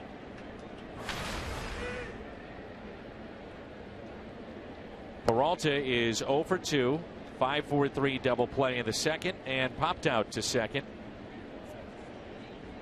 No balls and a strike. But for the dozens or hundreds of fantasy owners that have Gavin Floyd on their team, and for his agent and for him and for his family, that run is earned. Should have been a double play. A fly out of Adams, and you're out of the inning. And the previous inning we're talking about, we know that many of our fans are in and out of the games, but if you missed it, it was a pass ball on strike 3. Peter Borges in the second inning. That would have been the third and final out. Garcia then singled, a walk to Carpenter, and a bases clearing double by Colton Wong. Put the Cardinals on top 3-1. Then it was a home run by Upton to make it 3-2. And moments ago, the Adams sac fly to make it 4-2 St. Louis.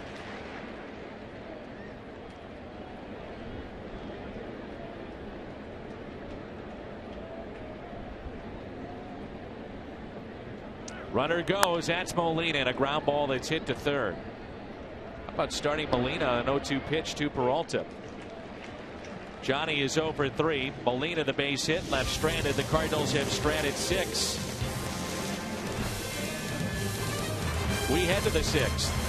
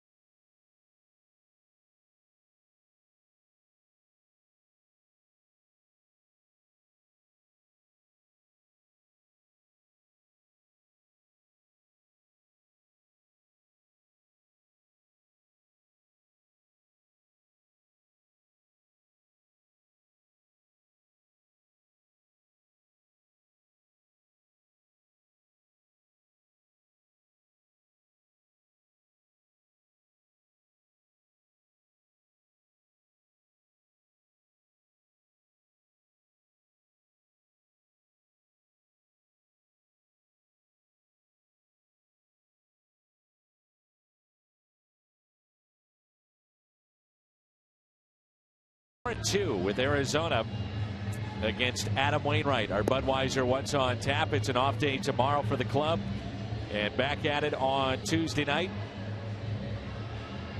Cardinals then will be in Cincinnati over the weekend. Just a 3-game trip, and then back home for another long homestand.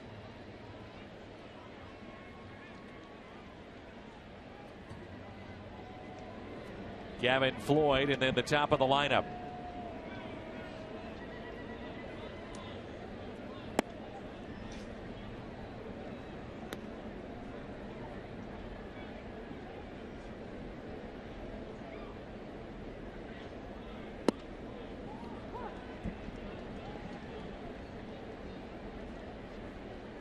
Pitch count only at 61. Again, the Cardinals saying around 90-95 pitches today for Jaime Garcia and his return to the big leagues. Good action on that last changeup from Garcia. You can tell the pitchers are there. He's made a couple of mistakes with the ball running from left to right. Good sinking action. He doesn't really have to throw any harder than 88, 89, 90. I mean, that's hard enough. The ball has such terrific, sharp, late movement when he throws it right. And a strikeout of Gavin Floyd. That's his 5th today. Break down the pitches by inning. And 18 in the first, and since then has been very efficient. It's 3 strikeouts in a row.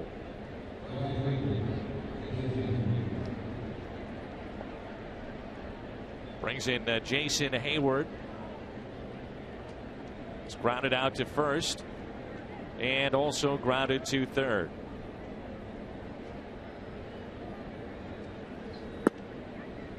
So we were thinking 6 innings, and now you start hoping for more. He is the second batter, but I think the innings trump that.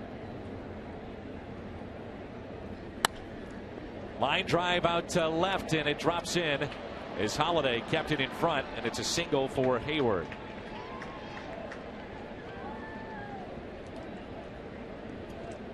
After the game, stay tuned for Missouri Lottery Cardinals Live, and you can tweet your favorite Cardinals moment from the week using the hashtag Redbird Rewind. We'll show some of the best. That's the Redbird Rewind after the ball game today on Missouri Lottery Cardinals Live with Pat Paris and Al Raboski.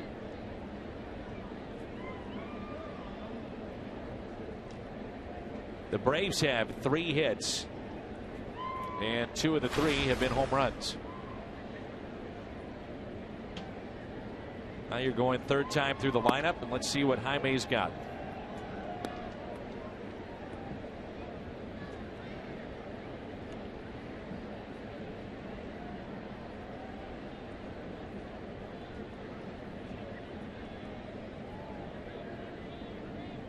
Cardinals have turned a double play.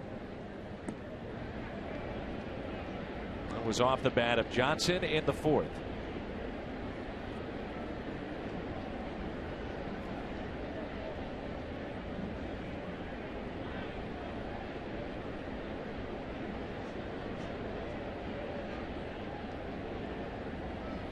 .1-0 is hit sharply, and a fair ball. Carpenter can't believe it.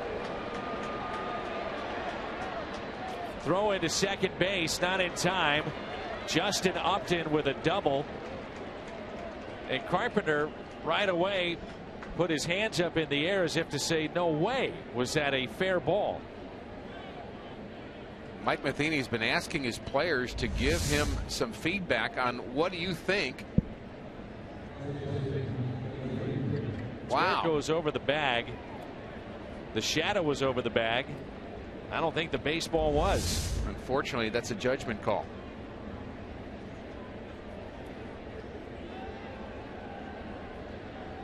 So 2 runners on, and a base hit could tie this game up. Here's Freddie Freeman.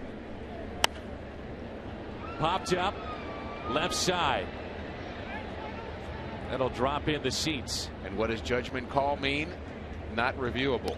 And yesterday we had a fair foul situation in a ball game that was not reviewable, that ended up with a manager getting tossed, and he was probably right.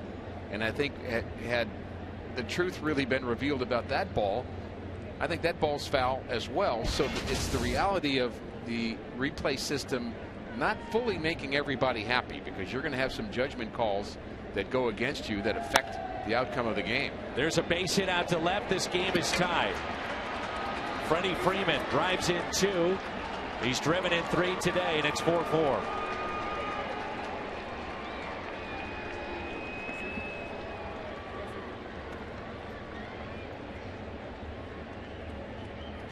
Here comes Derek Lilliquist, and they start to hurry in the bullpen to get loose. Slider up in the zone. Freeman's such a good hitter.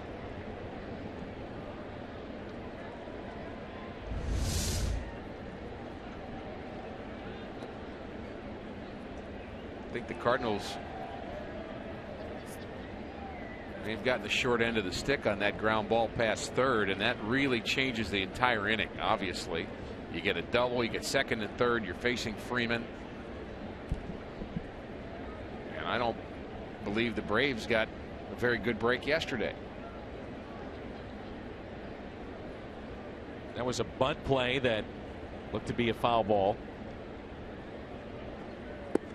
Off-speed pitch. Johnson out front. Hit into a double play and struck out swinging. 0 for 2. Now you can do fair and foul in the outfield, but not on that play over a bag.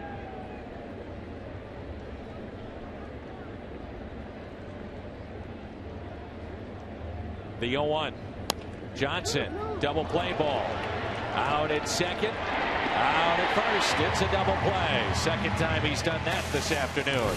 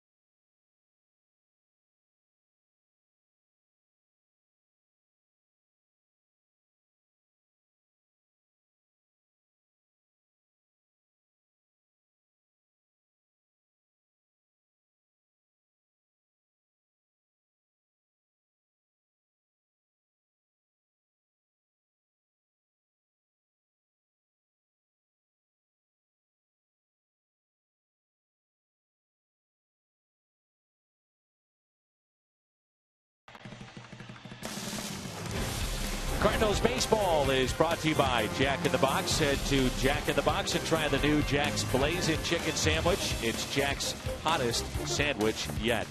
And find a helpful servicing steel dealer near you. Visit steeldealers.com.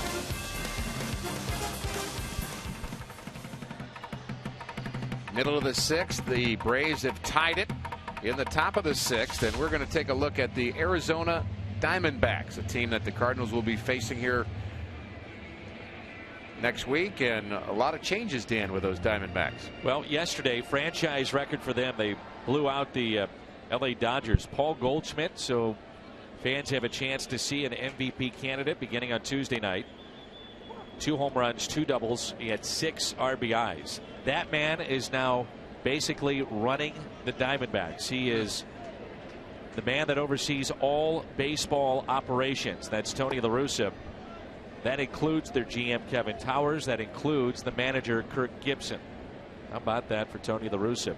And home woes, I put that in there because they are 5-18 at home. 5-18. Up the middle and a base hit for Borges. On base for the second time in his first hit. He's a different player than he was 10 days ago. I mean, 10 days ago, frankly, he was an out. And he had so many moving parts with his lower half, and he's just quieted that down and has a much better, shorter swing. He's going to strike out some. Not a guy that walks a lot, but much, much better at bats. Garcia showing bunt. Pulls back and takes a ball. You know, Tony La Russa in his introductory press conference yesterday referenced the Cardinals. He said, you know, St. Louis brings up these young players, and it's not just to bring up young players, but they're ready to go at the major league level. They're trained properly, And he said we have to get that kind of mindset going here in Arizona. Dave Duncan is there. Dave McKay as well. Garcia bunts it in the air and foul. And can I still say, when you say we have to, that just has a funny ring to it, to hear that out of the mouth of Tony La Russa? You know, any manager that goes there, if Tony is a part of their organization, the problem is when things go south, they're always going to look up to him and say, well, are you ready to go back in uniform? Now, he states clearly, and anybody that wants to listen, I'm done managing. However, you have an awfully big presence hovering over that franchise and whoever the manager is at the time. Well, you're pointing to something I wasn't even intending to say, was the pressure, but you're absolutely right when you've got a guy above you who's a Hall of Fame manager. But just even bigger than that, to say we, globally we, and be talking about the Diamondbacks, it's just a kind of an odd thing. Caught by Johnson. One away. Well, now you're Matt Carpenter. You've been on base 3 times. The bunt doesn't work. What about taking a pitch or two potentially to let Borges steal? And that very well could be it for Gavin Floyd, as Gonzalez slow walk to the mound. They've had a lefty getting loose, and we'll see about the change when we come back. It's the Cardinals and the Braves in Game 3 on Fox Sports Midwest. We're tied up. It's 4-4.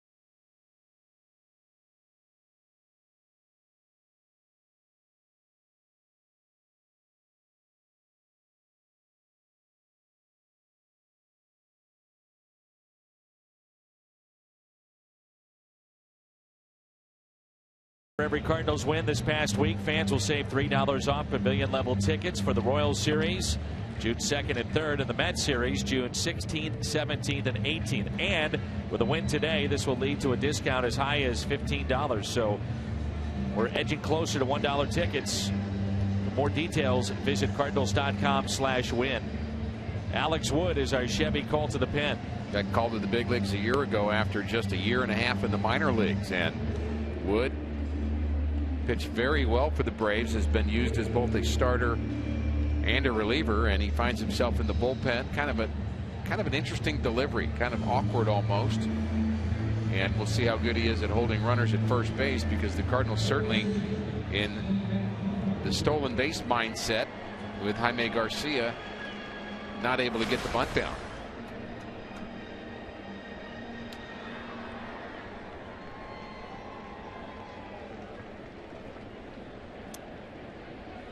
Little bigger lead this time for Borges. Let's watch Wood deliver a ball to Carpenter. We'll see if he'll throw over a few times once he gets going here. Seen Wood pitch a few times, and I'm not sure awkward's the right word, but certainly kind of a herky-jerky delivery, which I would think would be tough to pick up, especially from a left-handed batter.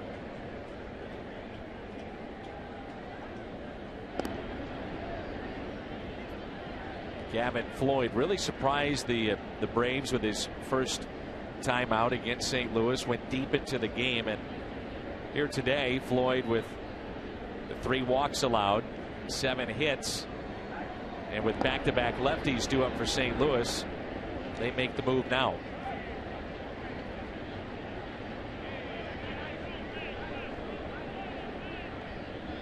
A 4-4 game and a beautiful afternoon here in St. Louis.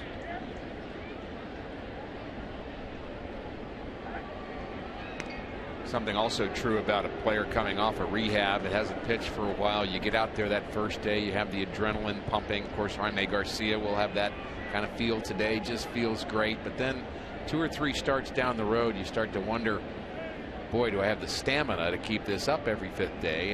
And you start to see a little bit of that barkiness in their arm and maybe command issues. And so it'll be interesting to see how Garcia is 2 weeks from now. His pitch gets away. Adam Wainwright was telling me about that. It's one of the things that he's pointed out to the rest of his staff early this season. He said, first time through, you're so jacked up to go out there and pitch. He said, second time through, your velocity is going to be down, but don't pay attention to that. It's the grind of a long season. And again, it's up and into Carpenter, 3-0. Wonder if Wood is paying so much attention right now to the runner at first base that he's not getting the right timing to the plate and his arms dragging. Every pitch up and in. Always happens. You try to be quick to the plate with your bottom half, your arm drags and you miss high and away to your arm side. So the Cardinals have received 4 walks today. Wood comes in, walks the first man that he sees, and it brings in Kolten Wong. I also think this is a good step in the right direction, the maturation of Kolten Wong, to see him face a lefty. 100% agree. Mike Matheny easily could go with Mark Ellis in this spot, but he has been a spark plug.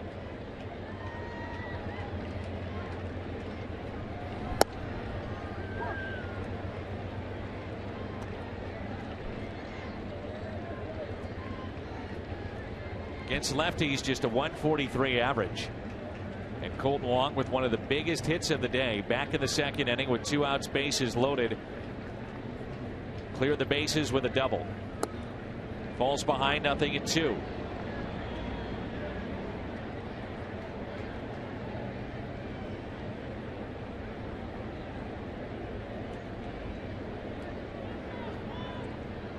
Cardinals with no activity in their pen. Garcia will go out to pitch the 7th.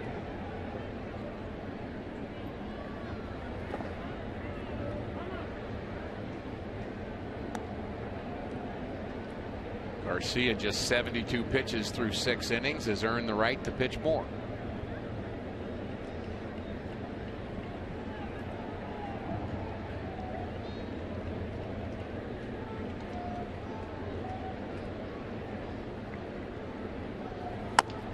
Little chopper that's back to Wood, fires to second for 1.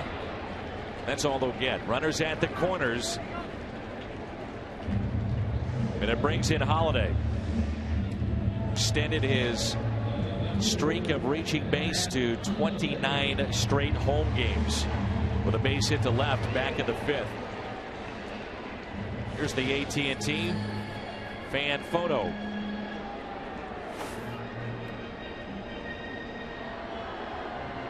Runners at first and third, 2 outs, and a chance for Matt Holliday. Been on base twice today. Braves have 3 left-handers, 4 right-handers in their bullpen, but Freddie Gonzalez choosing to leave the lefty in to face Matt Holliday. It's a bit surprised looking up during the Kolten Wong at bat. If he did have a righty getting loose, nobody was throwing. So Wood is a little bit more of a extra innings guy, like a 2-3 inning pitcher, or certainly has the potential to do that. Maybe he'll be a starter before it's all said and done. 1 ball, 1 strike.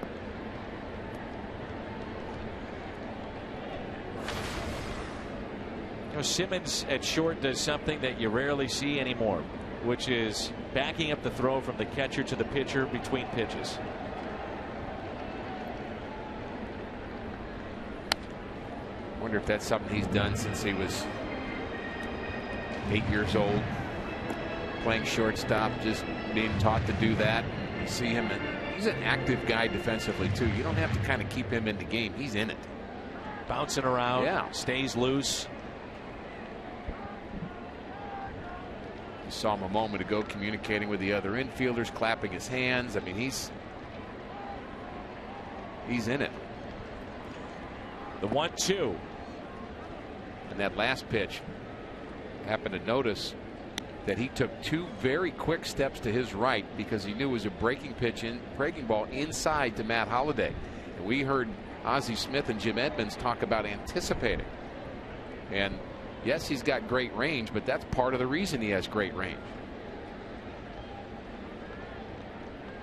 Big pitch right here on 2-2. Instead of check on runner at first, that's Colton Wong. I'm thinking that I can predict the pitch by watching Simmons, which is something he actually has to be careful about. If he goes to his right, off speed, to his left, fastball, curveball,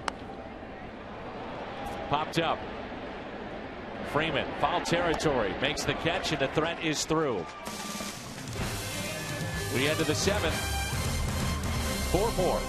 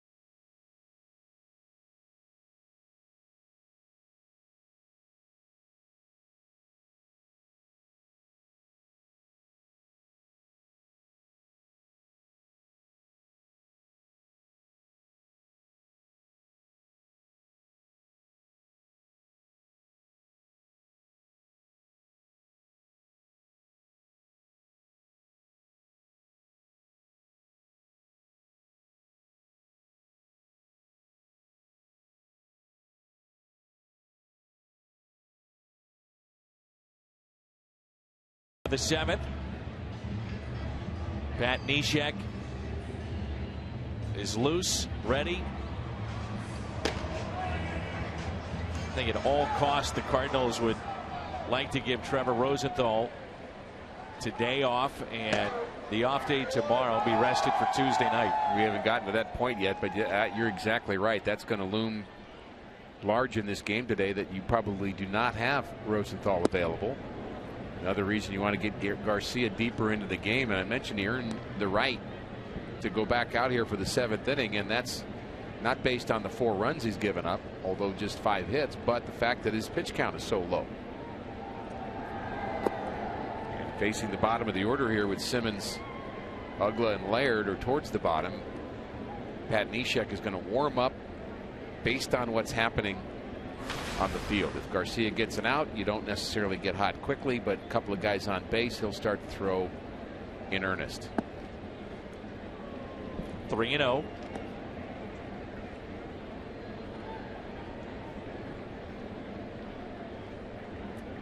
Simmons today is grounded out.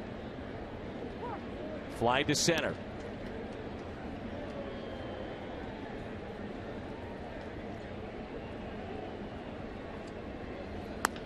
Ground ball, and right on the line, it's Carpenter. Bobbled it, but makes the play. You have to figure that Kevin Segrist is available, although he did pitch in the Chicago series. He's gotten up a couple of times since the last time out 3 nights ago, so he'd be available. And I think Martinez is another guy too that you'd like to stay away from if you could. Seth Maness has been pitching better of late, getting more outs. The sinker's starting to come around, as is his changeup. So good a year ago. In the air, out to left off the bat of Ugla. Dan Ugla is 0 for 3. 3 F7s.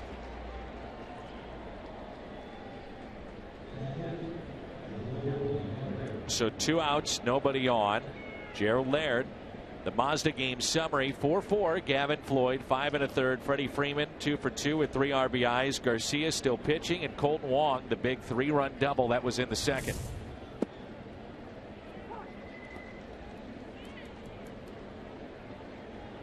He's at 79 pitches. You have to think about potentially, if he gets this out, looking at the 8th inning, which would be the bottom of the lineup. If he got this out here, you'd have Schaefer, a pinch hitter, and Hayward. So you're dealing with 2 out of the 3 being lefties as well. You could make a case for Garcia starting the 8th. This spot not due up for quite some time in the Cardinals lineup. And if you got to that point, you think you're pinch hitting anyway, because you're putting together a big inning. I think I would send him back out to face Schaefer, and maybe that's it. There you certainly counter with a right-handed pinch hitter, no matter what Schaefer does. And I think that's when you have both a lefty and a righty ready in your bullpen, because you're going to need the lefty once you get back to the top of that Braves lineup. Line out off the bat of Gerald Laird. Now the lefty choke. You think that might be for Schaefer?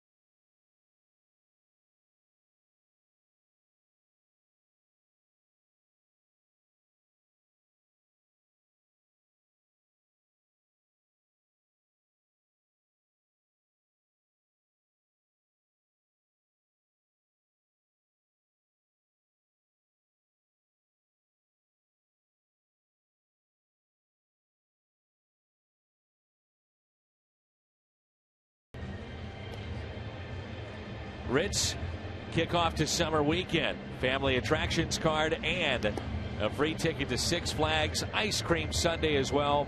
That's for the kids, and it's coming up on Sunday, June 1st.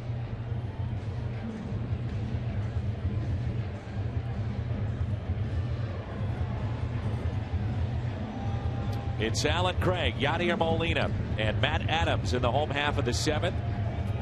Wood came in the 6th. Excuse me, Dan. Neshek and Randy Chodev both sat down in the Cardinals bullpen. Now it's Kevin Segrist getting loose, so my guess is he will have the 8th inning. He's a guy that when you bring him in, you're bringing him in. You're not just doing much with the lefty-righty thing. There's enough left-handers in there that you feel comfortable just giving him the 8th. And again, that will beg the question, who has the ninth? And perhaps beyond.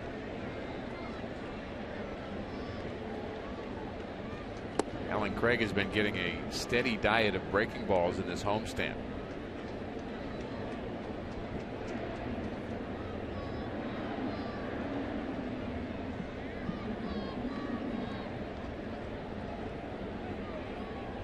The 1-1. Breaking balls we're talking about, and it not just the Atlanta Braves, but it really started against the Cubs. There's a breaking ball strikeout, another curveball. That's Arrieta, who got him a couple of times, and Aaron Harang and now Gavin Floyd all throwing the same pitch. They're just seeing something in him that he's not keeping his hands back, not seeing that pitch as well, and he's chasing. And when he's right, he doesn't chase that. He does hit the ball down very well, but that breaking pitch needs to be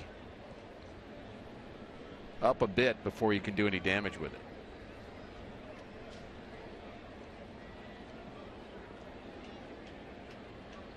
Two balls and two strikes. Craig hits a ground ball to first. One away.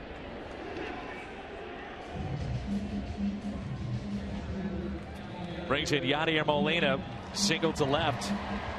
Struck out and also flied out to right.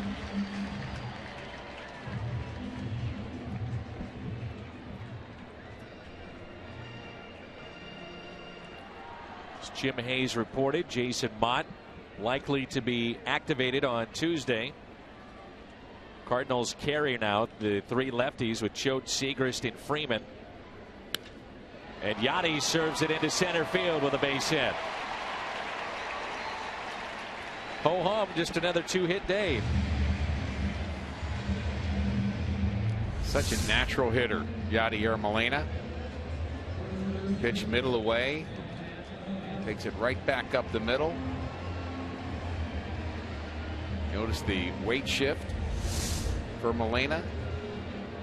Coils. Gets his weight on his back leg, then drives to the baseball, and just outstanding.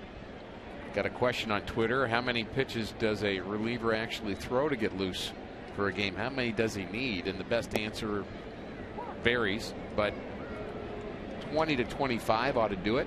Get you ready, because you know you have the 8+ on the mound when you get out there. You're including that in the 20 to 25. I think correct? that's all you really need, but you're going to start, depending upon what, if you've got enough time, you're going to play catch easy before that. But I would say 20 to 25 pitches in earnest. The starting pitcher will throw between 50 and 60 to warm up for a start. It usually takes 12 to 14 minutes. Varies again based on one starter to another. No balls and two strikes on Matt Adams. There's an RBI and a single, and now his second strikeout.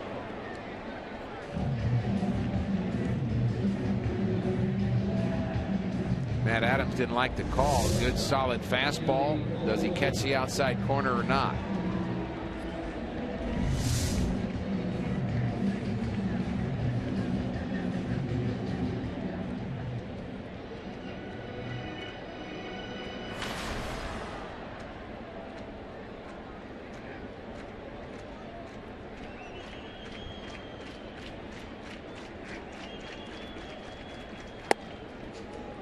Dan, win, lose, or draw here this afternoon, I believe the Cardinals are playing much better baseball.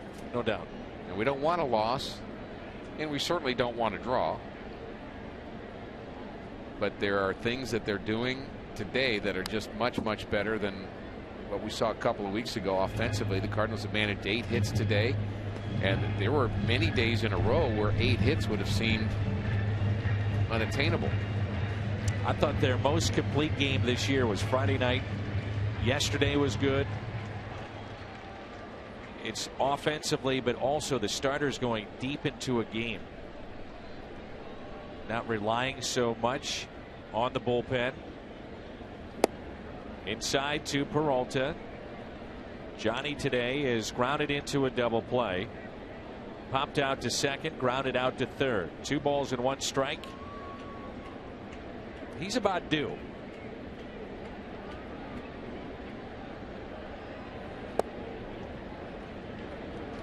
One of the things we've really noticed about Johnny Peralta is his good power to center field. Look at his 8 home runs, 17 RBIs. That's a lot further to hit that ball to center field at 400, but we've seen him do it a number of times. Lifted in the air to center. Schaefer battling the sun, and it drops. Yanni being waved in. Throw to the plate. Not in time. And the Cardinals take the lead 5-4. Oh my.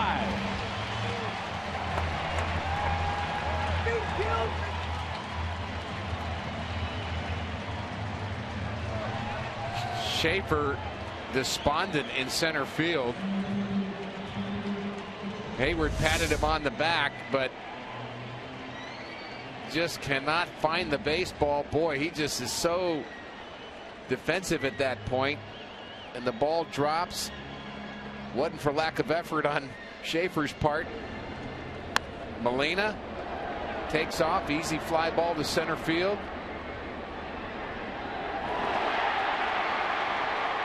Then there was a little hesitation by Simmons.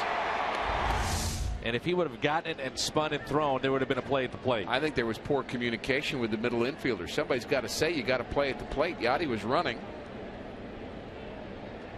So was Peralta. But the throw, the relay throw, there was hesitation, as you mentioned, and that resulted in a bad throw from there. But I think the Braves might have had a chance if they would have thrown the ball right away. I don't think there's any doubt. Ball comes in from Schaefer, and there's it's actually the second baseman, Ugla, who has the ball, and he overthrew the first relay man. So the trailer got the ball, nobody there to communicate and say home, home, home. But had Ugla turned and fired home, Molina might have been out. You know, look at how the Cardinals have scored today.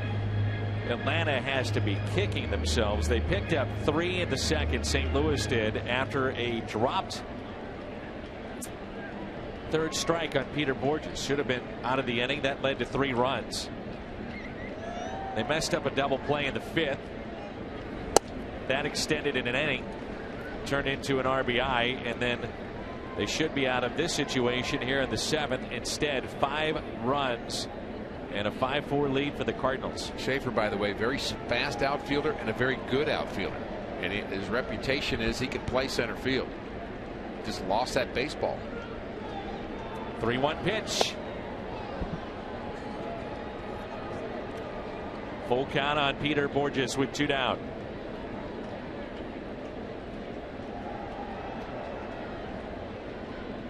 Cardinals, if they can hold on, it would be 5 wins in a row. They're at a season high 4 in a row right now.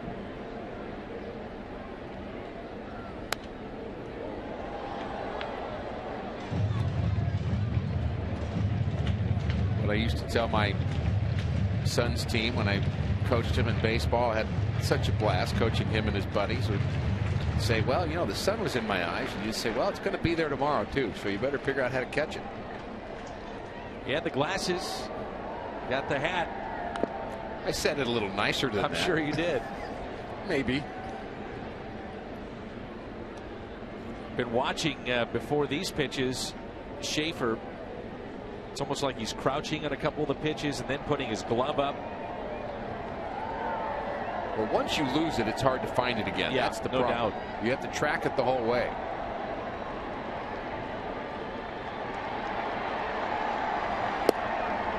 Inside, and it's a walk to Borges. John Jay will be the pinch hitter.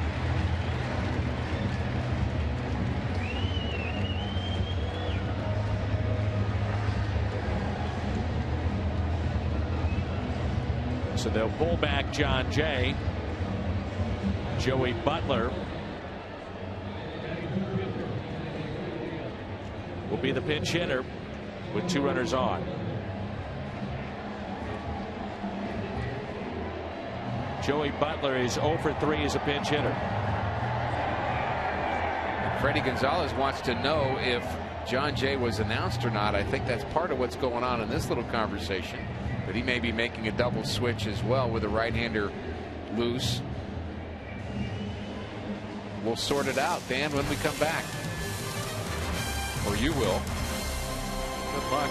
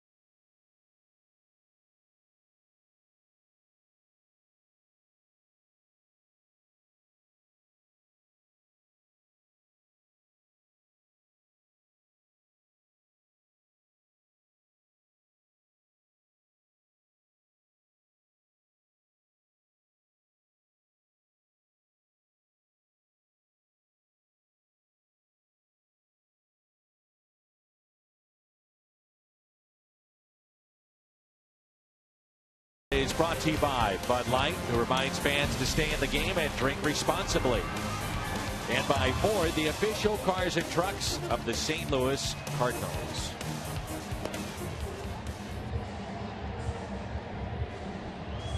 (5-4) St. Louis.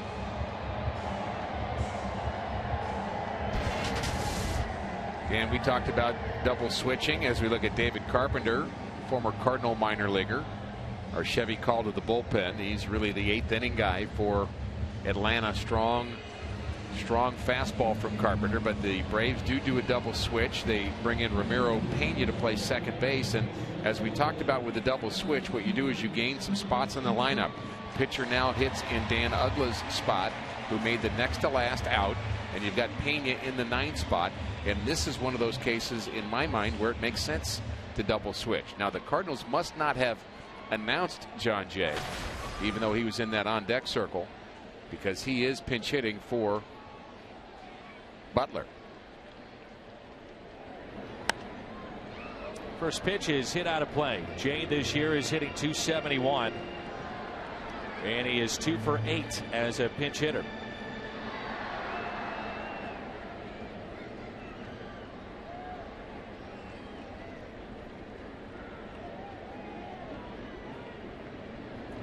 Runners at first and second.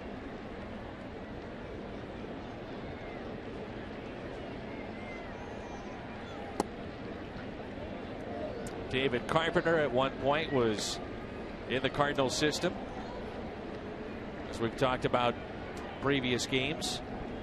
Former position player, then moved to the mound, and a hard thrower.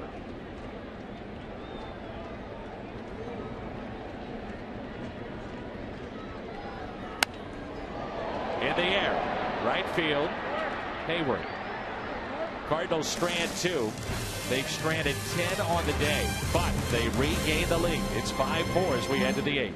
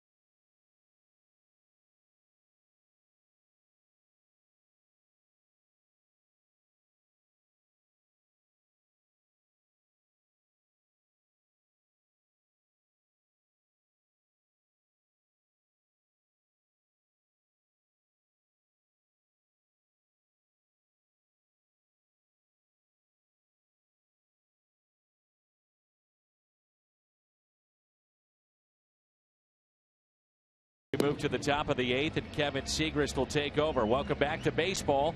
Let's go to our studio and a Bomberito Sports Update at Ballpark Village.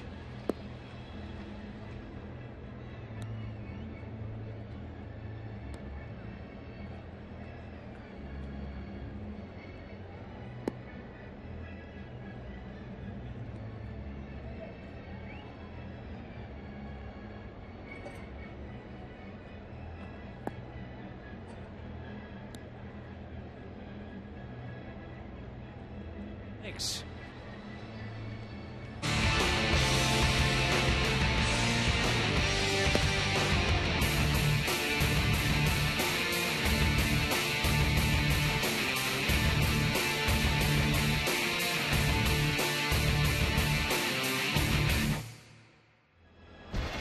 Called upon for the 22nd time this year. Our Chevy call to the pen, and it's Kevin Siegrist. Siegrist with the electric arm from the left side, and the Cardinals are going to need him to be a lights out guy in the 8th and 9th inning for this bullpen to continue to gel together. You've got Rosenthal certainly moving in a positive direction, Jason Mott coming back, but Siegrist is the guy that can have just put away stuff from the left side. And I have been kind of eyeballing some mechanical things with Siegrist where it almost appears to me that he's been leaning back a little bit towards third base, and I think that's made him a little rounder in terms of his delivery, but that last pitch was much more upright there and straight to the plate. Much better. Schaefer at the plate. 1 ball, 1 strike. It was his misplay in the bottom of the 7th. Lost the ball in the sun. Drops in for a double for Peralta and an RBI, scoring Yadier Molina. The ball just jumps out of his hand sure when does. He's right. Sure does. Man, oh man.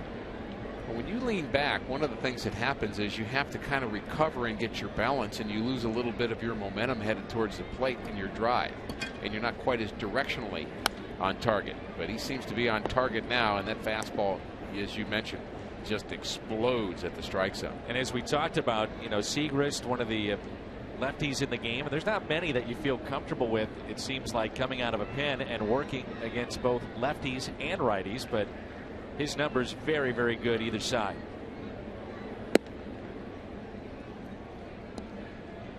Two balls and 2 strikes.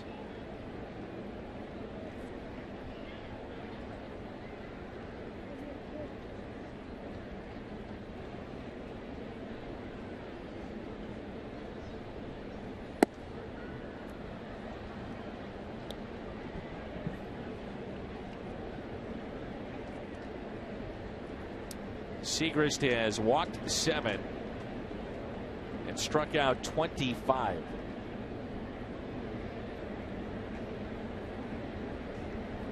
A 3-2 to Schaefer.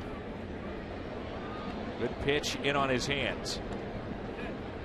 You have to say a successful outing for Jaime Garcia. Really got hurt by the ball that could have been called foul. It was close, but we believe it was foul, and that led to a couple of Braves runs, but he did give up the solo home runs. Just 5 hits and 7 innings of work. Dan, no walks and 5 strikeouts. I think you take it for sure.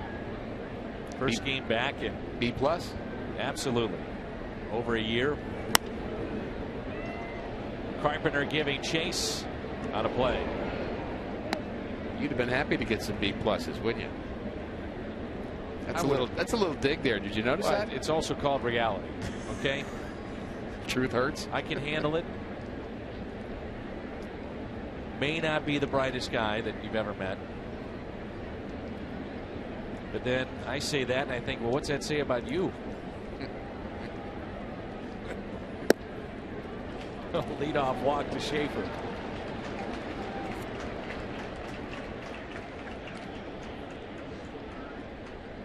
Braves do not walk a lot. A lot of free swingers. You know, I am the smartest guy in this booth. Just ask me.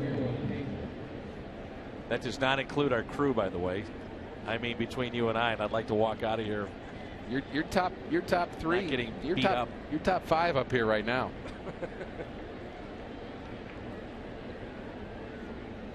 Here's the switch hitter. Pena did have a home run against the Cardinals and showed some power, although his career numbers wouldn't suggest that.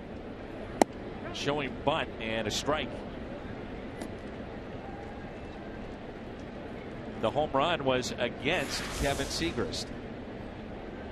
He had some very good at-bats in that series in Atlanta. In fact, we were happy third game of the series they didn't play him. Pretty happy about that.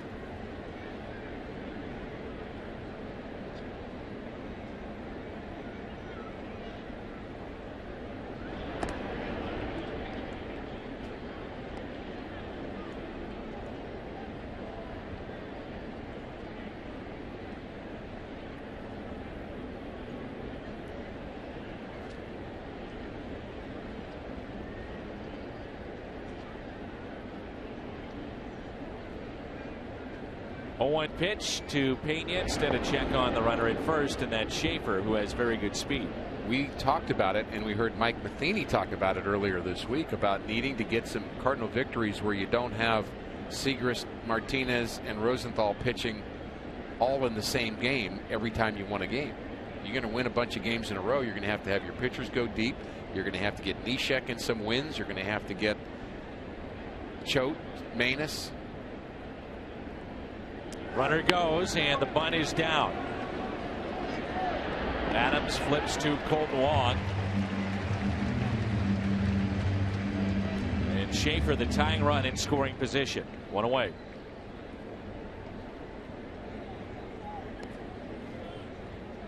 I always find that play interesting. Are you bunting or are you running?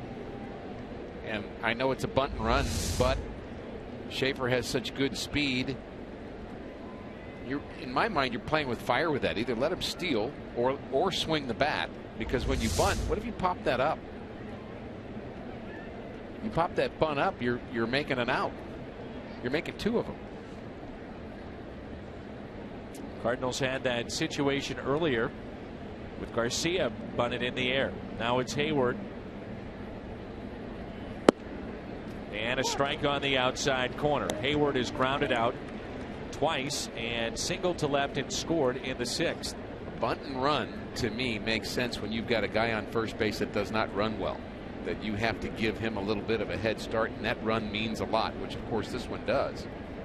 Maybe you can explain it to me between innings. No clue.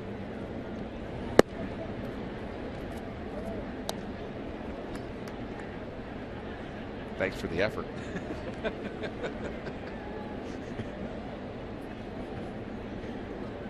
Not even, hey, I'll think about it? No. I'm moving on. Wow. Watch Pick out. off. And back in safely.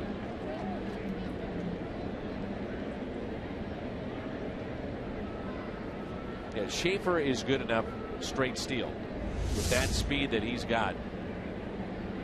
So you do run the risk of potential of the double play and giving up an out. 1-2. There's some respect for Yadier Molina in that equation. And I think that's where it's coming from. That would be my guess. But if you swing the bat, aren't you accomplishing the same thing? Sure.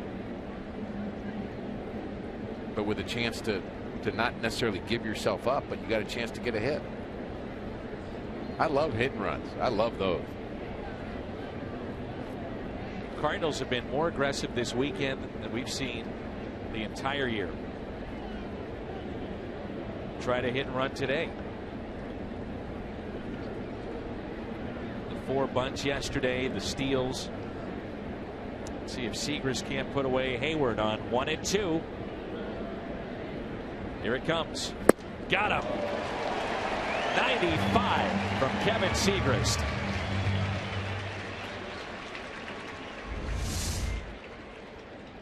Well, he lets this one go, doesn't he? Middle of the plate and up. With some hop to it. That's about what the baseball looks like from that angle. I love that angle. It's a blur. Mike Matheny will be calling upon the very reliable Pat Neshek.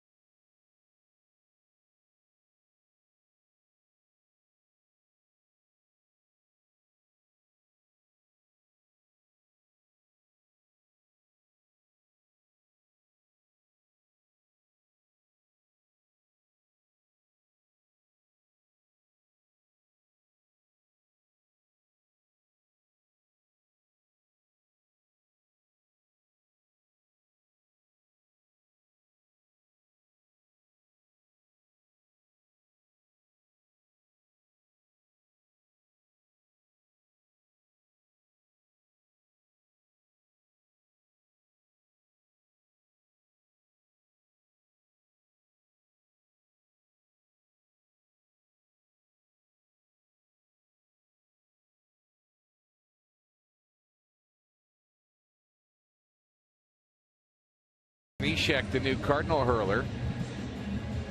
As the Redbirds trying to nail down the top of the 8th inning, our Chevy call to the bullpen.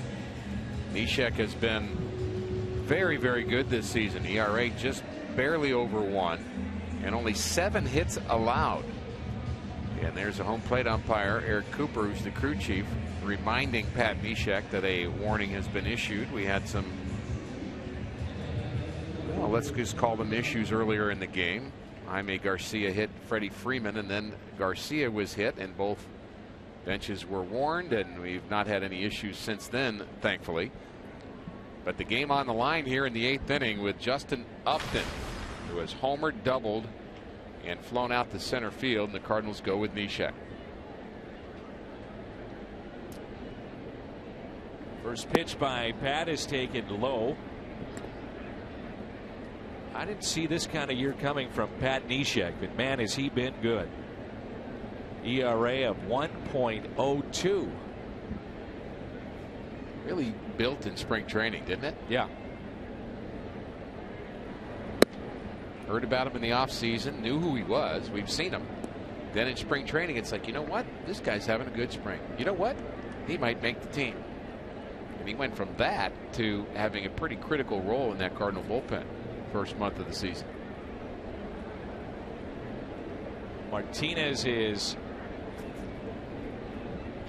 Maness is throwing in the pen. Little jam shot, and Neshek does the job.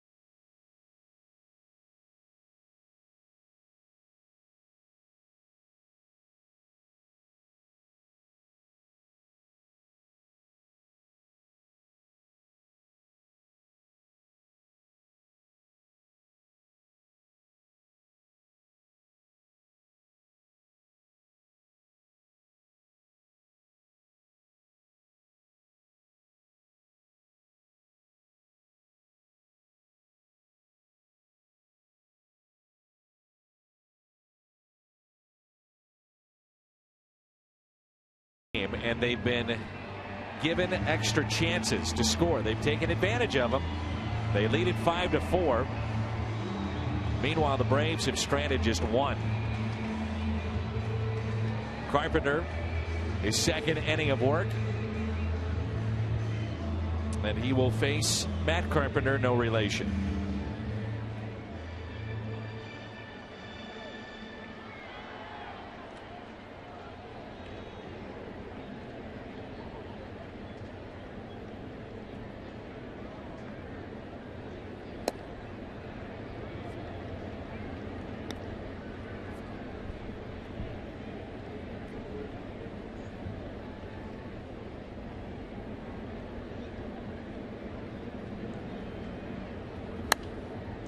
That's it out of play. 1 ball, 1 strike. Carpenter on base 4 times today with 3 walks, now up to 28 this season. And he singled to right field back in the first inning.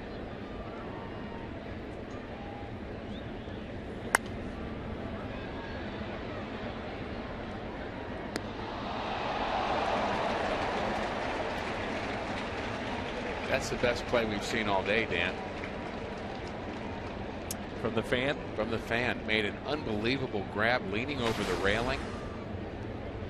Looked the ball into his hand. And now he's bragging about it. I don't blame him.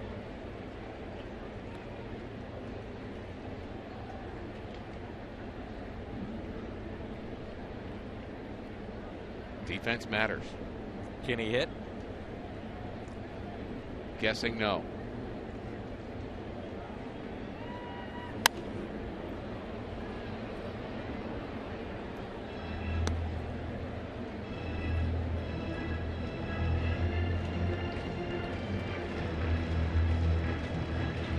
Freeman, Johnson, and Simmons due up for the Braves. Looking ahead to the ninth.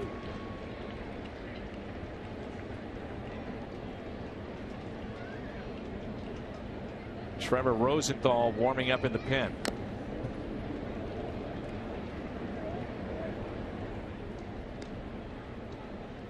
A choice we had not considered.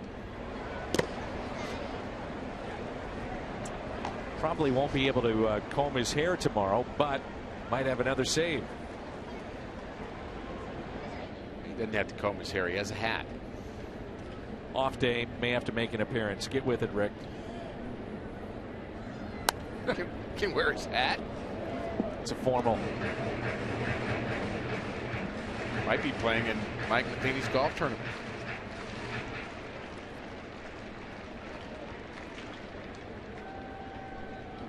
I'll be at the Parkinson's event tomorrow. John Mozeliak will be there tomorrow as well. The 2-2.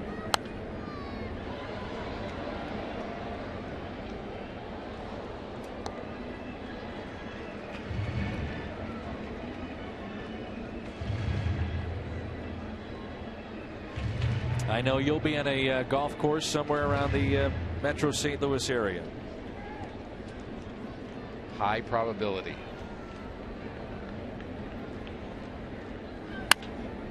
Carpenter with a base hit into right field.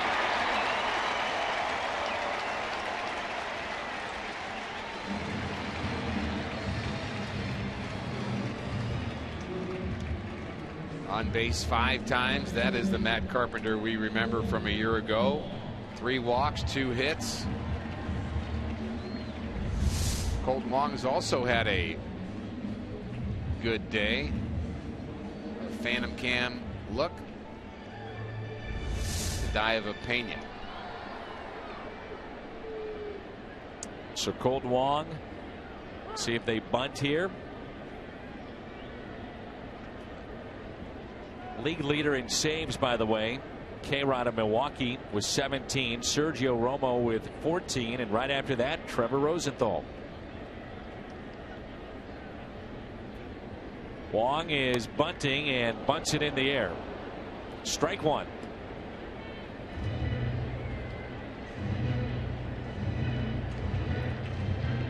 Looked like a self-defense bunt attempt there on a pitch up and in.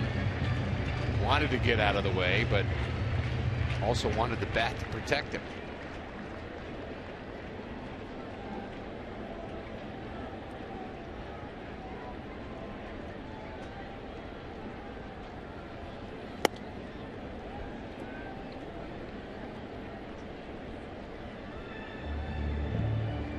One ball, 1 strike.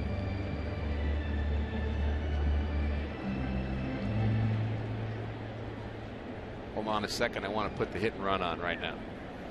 I got to put the signal on.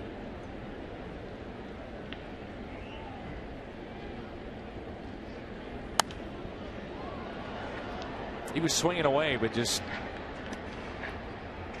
no activity, no running from first base. Tried to get the sign. Maybe they didn't see it at the time.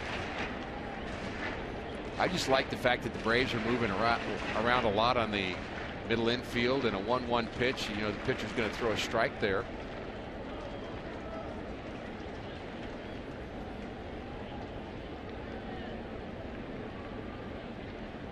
One, 2. I think Matt Carpenter just missed my sign.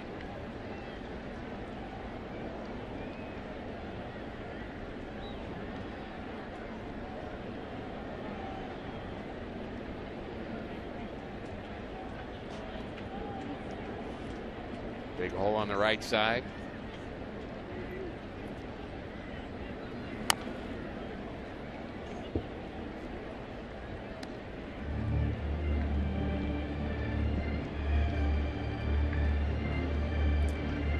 Two balls, two strikes. Phillies defeated Cincinnati today 8-3. Washington over the Mets 6-3. Yankees over Pittsburgh 4-3. Ooh, and Wong is hit by the pitch.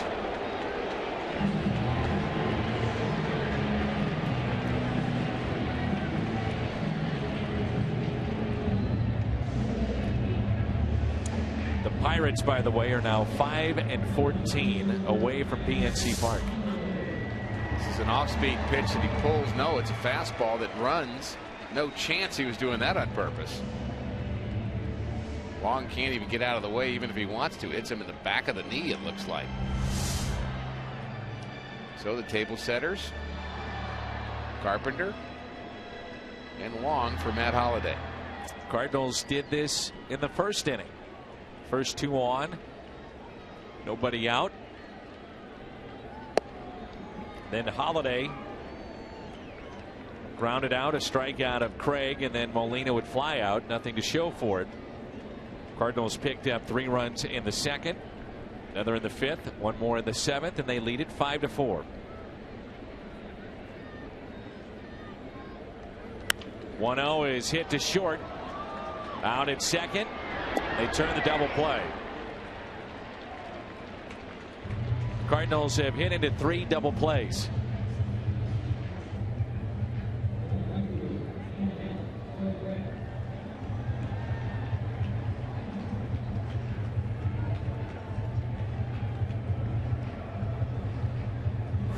Here's Alan Craig. Craig's had a tough day. 0 for 4. Grounded into the fielder's choice back in the fifth, which should have been a double play, and then eventually came around to score. Braves have had their opportunities to put the Cardinals away in innings and haven't done so. Broken bat into shallow right, and Hayward is there. Redbirds have stranded 11.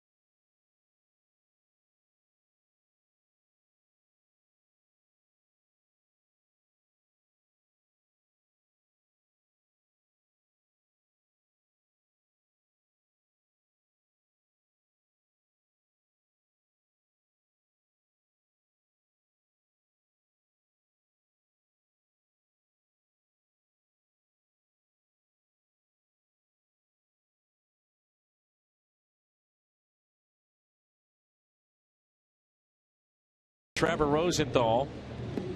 Chevy called to the pen. 13 of 14 in save opportunities, and recently this run that he's had, he's been very efficient in getting the outs. What you hope is left in the tank is 9 98-mile-an-hour fastballs with a little hop on the corner. as he faces the middle of the Braves lineup. And Mike Matheny could have tried to neutralize Freeman with Choate to start this inning, but I think the 1-run lead just didn't feel comfortable enough. So he's giving Rosenthal the entire inning, and it's been a busy last week for Trevor Rosenthal. Only 2 off days. Shift on here for Freddie Freeman. First pitch, base hit. Freeman on base for the 4th time. And he and Upton combined have gone 5 for 7. 2 home runs, 4 RBIs, and 11 of the Braves' 12 total bases today. The rest of the lineup 1 for 20. Interesting that Carlos Martinez is backing up Rosenthal. If there's something that the Cardinals don't like, and that means Mike Matheny and Derek Lilliquist in Rosenthal, looks like they're not going to hesitate to keep him from throwing a big inning. I think they're just hoping that he has a quick inning, gets some fast outs, and if the pitch count piles up for Trevor Rosenthal, they won't let him throw 20 pitches this inning. Johnson is hit into 2 double plays. Nothing into the count. Atlanta not bunting. When you're on the road, you play for the win. When you're at home, you play for the tie. Most clubs do that philosophy, and Johnson a year ago hit over 300, but certainly a strong possibility for another double play. Here's the 0-2. A pickoff, and Adams, a nice play to keep it in front.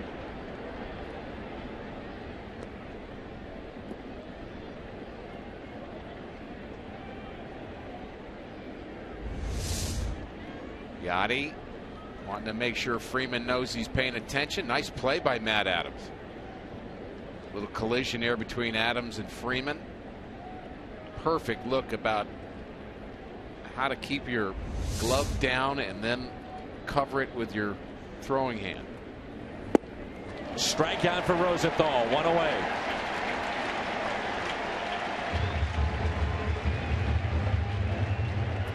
This copyrighted telecast is presented by the authority of the Cardinals, may not be reproduced or retransmitted in any form, and the accounts and descriptions of this game may not be disseminated without the express written consent of the St. Louis Cardinals. That's 7 strikeouts in the lineup today by the Atlanta Braves. Is there such a thing as a short leash on your closer? I would guess that's what we have today. Here's Simmons, and he looks at strike 1. That pitch at 97.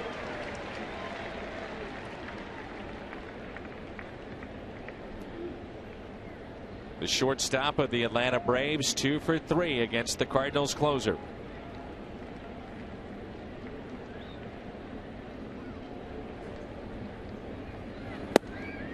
On the outside corner, nothing in 2.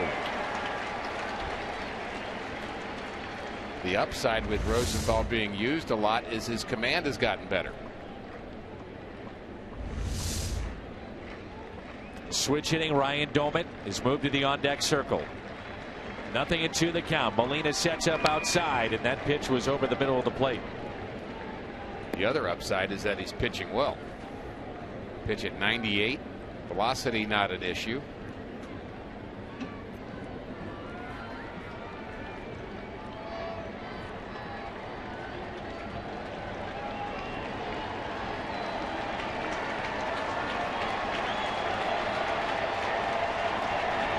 The 0-2. Simmons with these swings with 2 strikes, trying to give Atlanta the lead. He has 3 home runs, does possess a little pop, so you have to be careful. Hanging off speed pitch there from Rosenthal. He just didn't finish it, and that's the one thing when your arm gets tired. The harder pitch to throw is not the fastball hard, but it's the breaking ball sharp and the changeup with a good finish. Sometimes those pitches are harder to throw when your arm is tired than the fastball. The 0-2 popped up. Shallow left. The shortstop wants it. Peralta.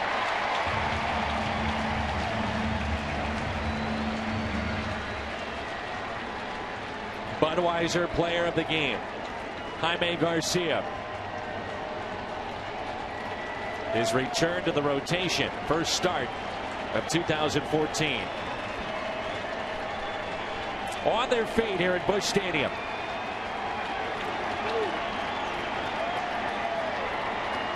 Ryan Doumit, the switch hitter.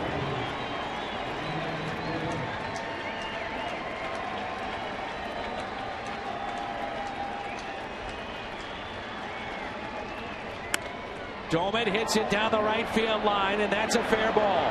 Freeman on his way to third. They'll hold up the runner.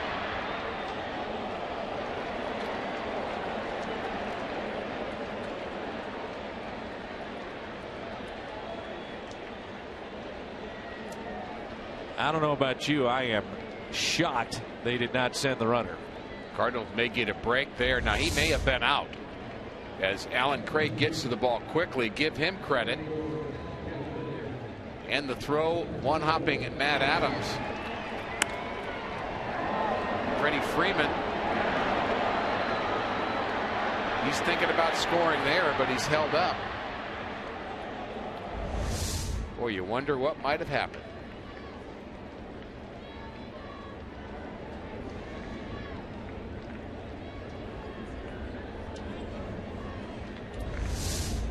Something you might think about too. In hindsight 2020, you did have B.J. Upton sitting on your bench to potentially pinch run, but if you tie the game up, then you remove your best bat.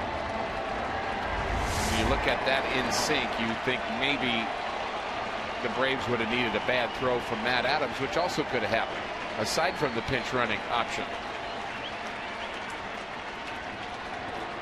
Evan Gattis. Runners at second and third. 2 outs here in the ninth.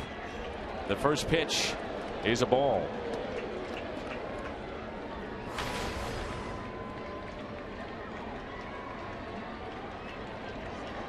Gattis is 1 for 5 with 2 RBIs as a pinch hitter.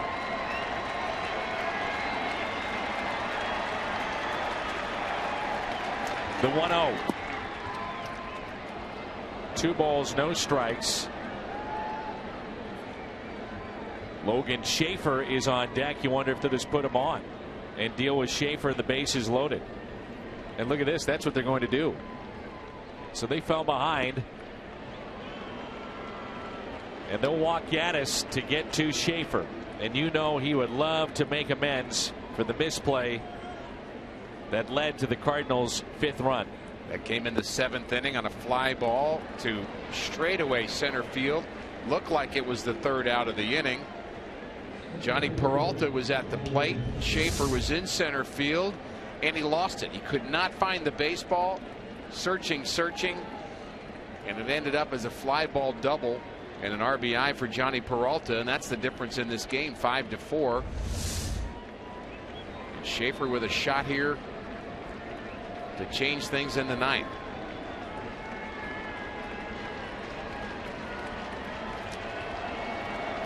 Schaefer 0 for 2 with a walk today.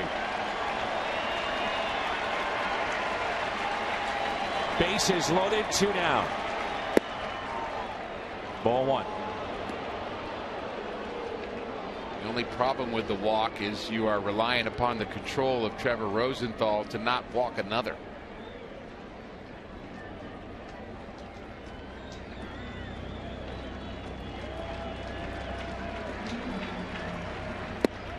One ball, 1 strike. 98 on the gun from Rosenthal.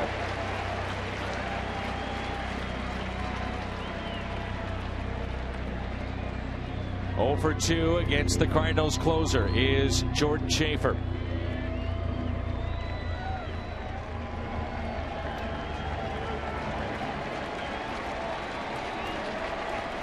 The 1-1. Oh, almost to the backstop.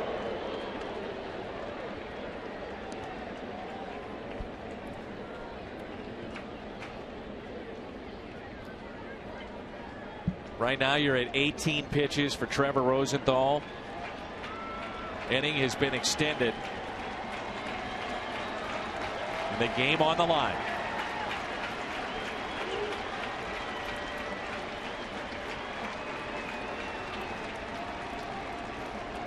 The 2-1.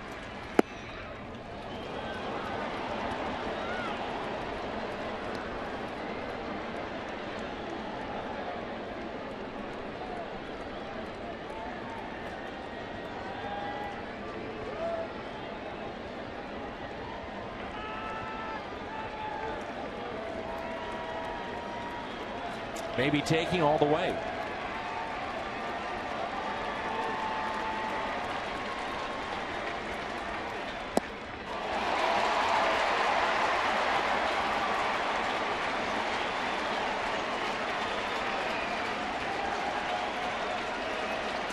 May have chased. Ball 4. Bases loaded. Full count with 2 outs here in the ninth.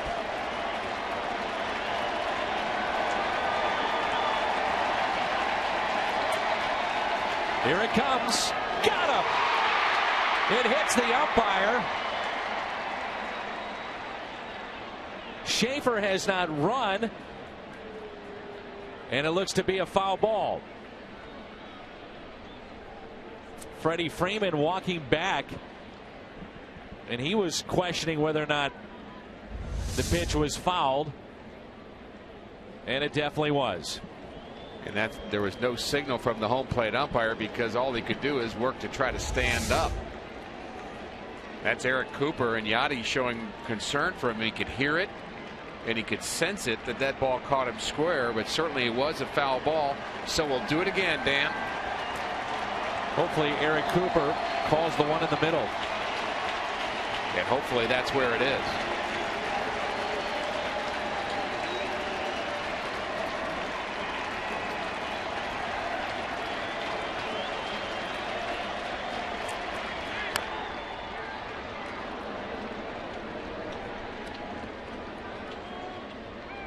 Cardinals very well could win this game, but this is not the scenario that Mike Matheny wanted with his closer. Now at 22 pitches. His last batter either way. Yes.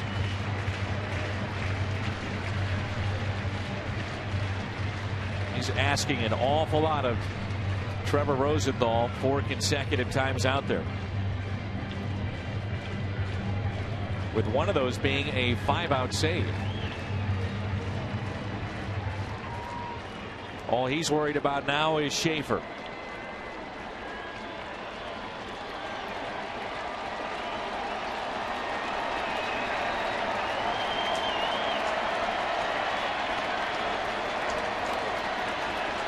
The 3-2 again. We're tied.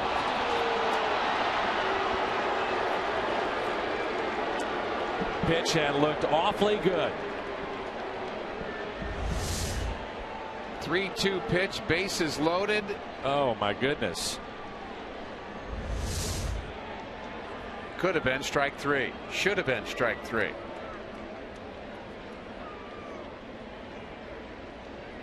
But what it is a tie game. And a blown save for Trevor Rosenthal. You mentioned it, the risky run. If you load him up, he walked him, and now Martinez coming on.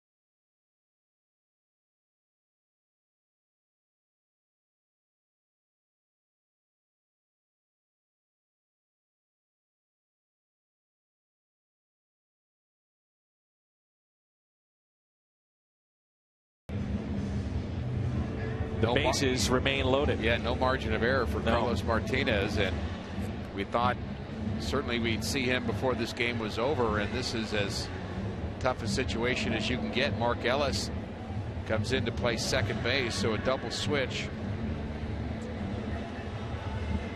takes Colton Wong out of this game. Is this the kind of double switch that you were referring to earlier? Because if you're thinking the double switch would be a situation in which Martinez would go more than one inning if need be, but he's been used an awful lot too. And you're taking out a spark plug. Well, I think that says you're expecting you're going to have to use Martinez for more than one inning by using a double switch here. Otherwise, it would not make sense. If you thought Martinez is just out there for this inning, you wouldn't do it.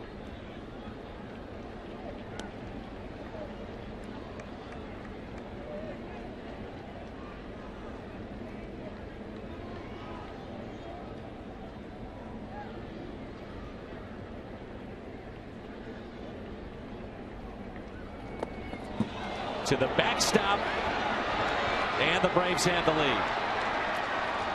The game that has unraveled for the Cardinals here at the top of the ninth.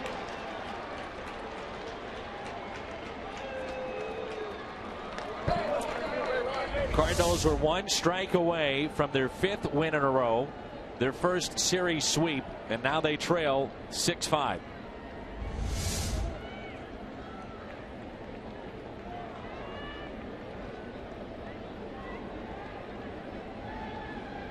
If they come back, they'll have to do it against one of the game's best closers in Kimbrel. That's the hard part. Kimbrel, prior to yesterday, had not pitched in a week. And it's 3-0 here on Pena. With Jason Hayward next.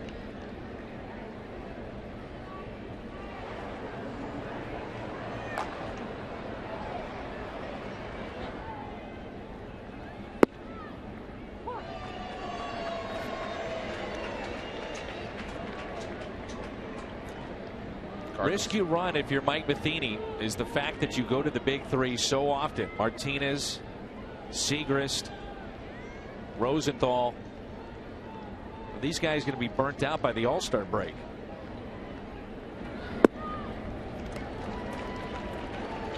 Typically seeing those 3 in Cardinal victories. Carlos has not quite been as active as Rosenthal has over the last week. He better figure it out in a hurry too. But it's not just the pitches though, Rick, as you all know. It's about getting up and getting hot and getting loose and everything that goes into the appearance. Well, it's a reasonable question and goes back to the point of involving as much of your bullpen as you can in victories. And Martinez is way off with his mechanics right now. Or the lack of confidence in some that are out there. Now that may change with Jason Mott coming back. Exactly. Give you more depth. Time will tell. 2 outs, bases loaded, 1 ball, no strikes.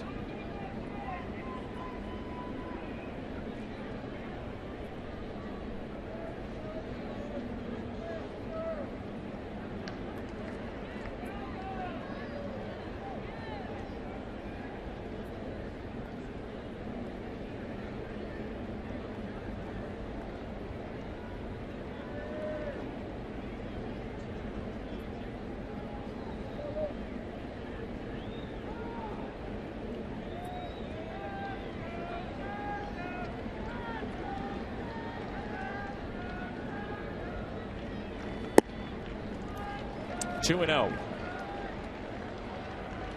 Nobody throwing in the Cardinals pen.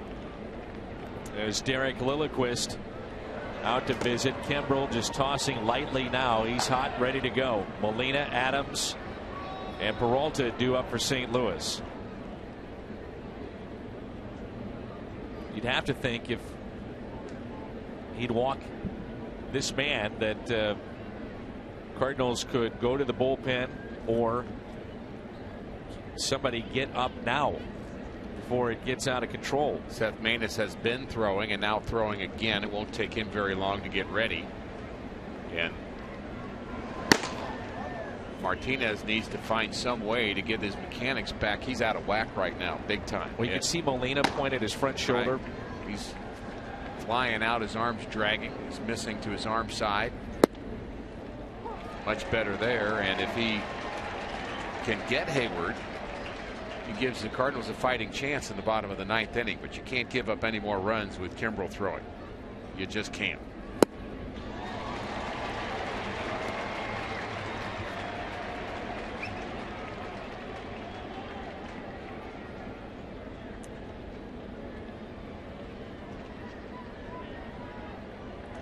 Two balls and 2 strikes.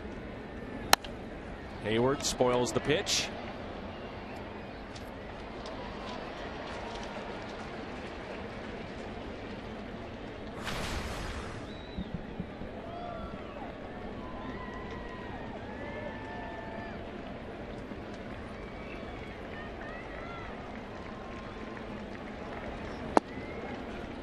Three and 2.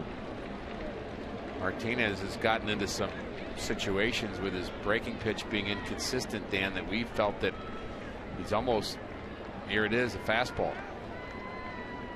And even if you're throwing 97, 98, that's not where you want to be. Ground ball and fair, taken there by Adams. That saves a couple of runs. Kimbrel coming on. The Braves have the lead.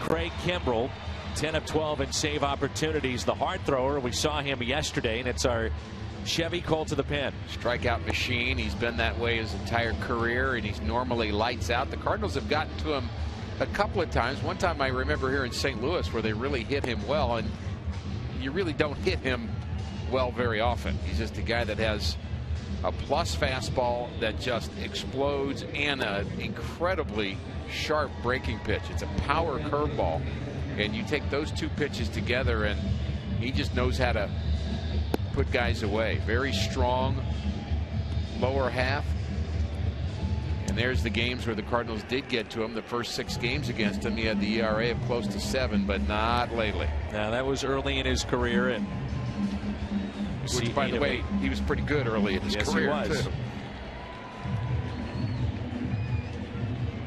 So here is Yadier Molina.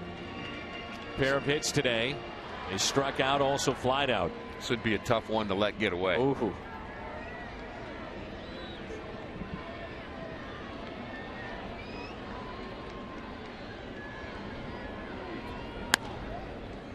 Strike one. From the Braves' point of view, however, they would say, look, we gave you the runs in the first place. Yet their defense led to a lot of the Cardinal runs early on.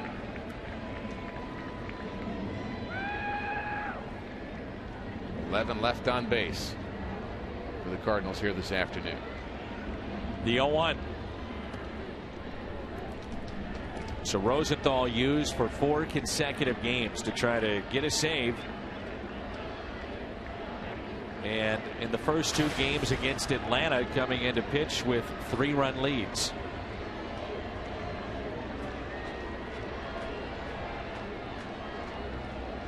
Here's a 1-1.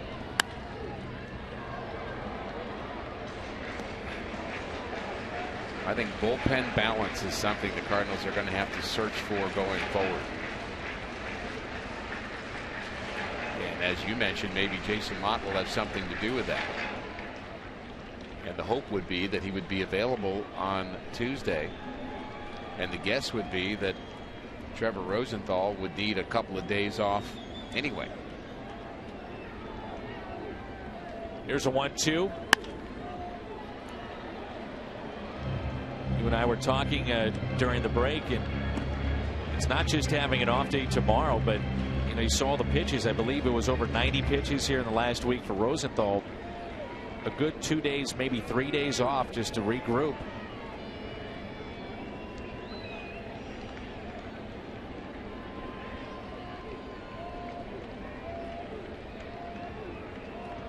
The 1-2. Molina with a fly ball into center.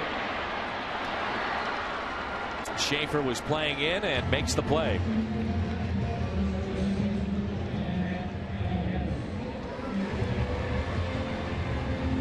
Not quite sun level for Schaefer to misplay that. And I think the home plate umpire Eric Cooper was out there reminding Craig Kimbrell a little late that warnings are in effect.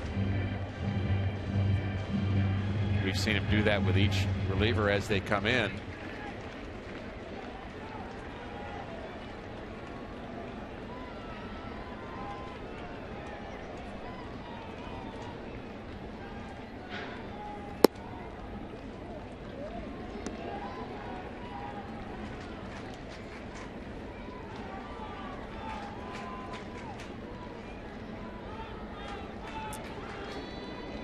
Last home run for Matt Adams, if you're wondering, was April 30th against Milwaukee. Up the middle and a base hit.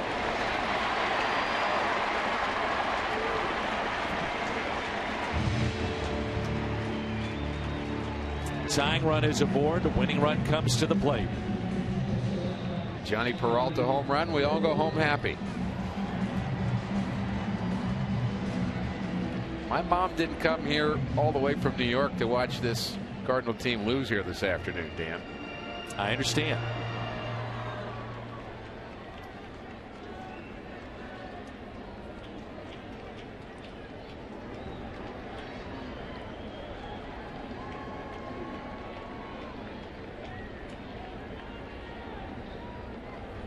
Oh.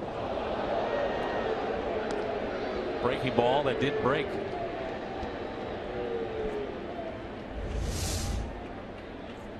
Got a sharp breaking ball. That wasn't one of them.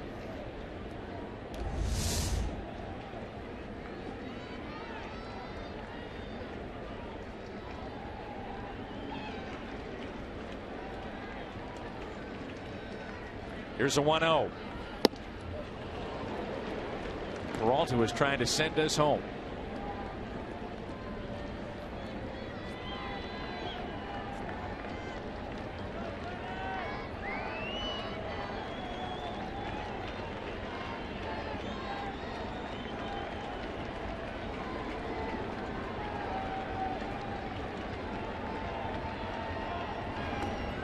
And the ball gets away. Adams advancing to second base. Tying run in scoring position.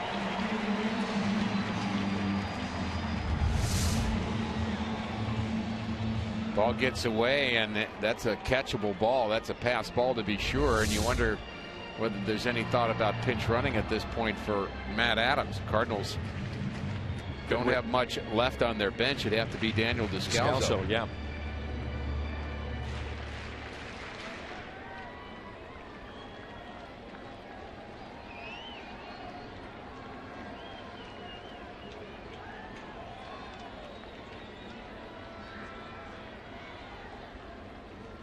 Here's a 2-1. Right now, he cannot establish the breaking ball. One of the things we've heard about Kimbrel is he's been a little too amped up about getting strikeouts, and he's had some off games lately, and just been maybe overthrowing a little bit. Maybe he's doing that with his curveball instead of kind of having it naturally come out of his hand. He's just kind of overthrowing it and just spinning out of his hand. We've seen 2 or 3 like that. I'd like to see him hang it just a little bit closer to the strike zone, however.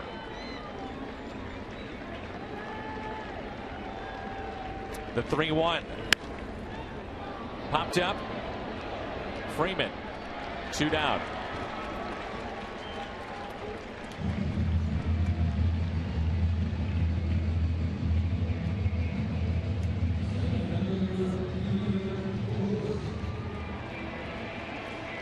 If the lefty Descalso on the bench, the Cardinals will send up Peter Borges as their final hope. They also have Tony Cruz left on the bench as well. You could see Descalso either pinch hitting or pinch running here.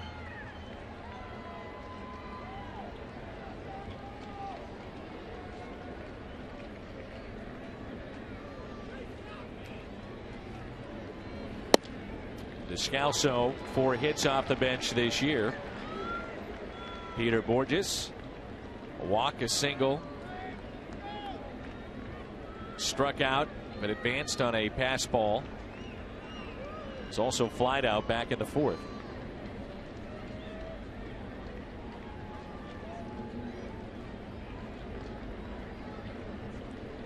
Here's the 0-1. Still not comfortable with that breaking ball, and that's the pitch that Peter Borges really struggles with. Middle outer half. So that gives him a fighting chance here. He can eliminate that curveball, which is unhittable even if you are swinging well at breaking pitches. I mean, his curveball is just elite level. But if you're Borges here, you look fastball, drive it somewhere. The 1-1. Borges hits it down the right field line, and it's out of play. Surprised he came back with a break.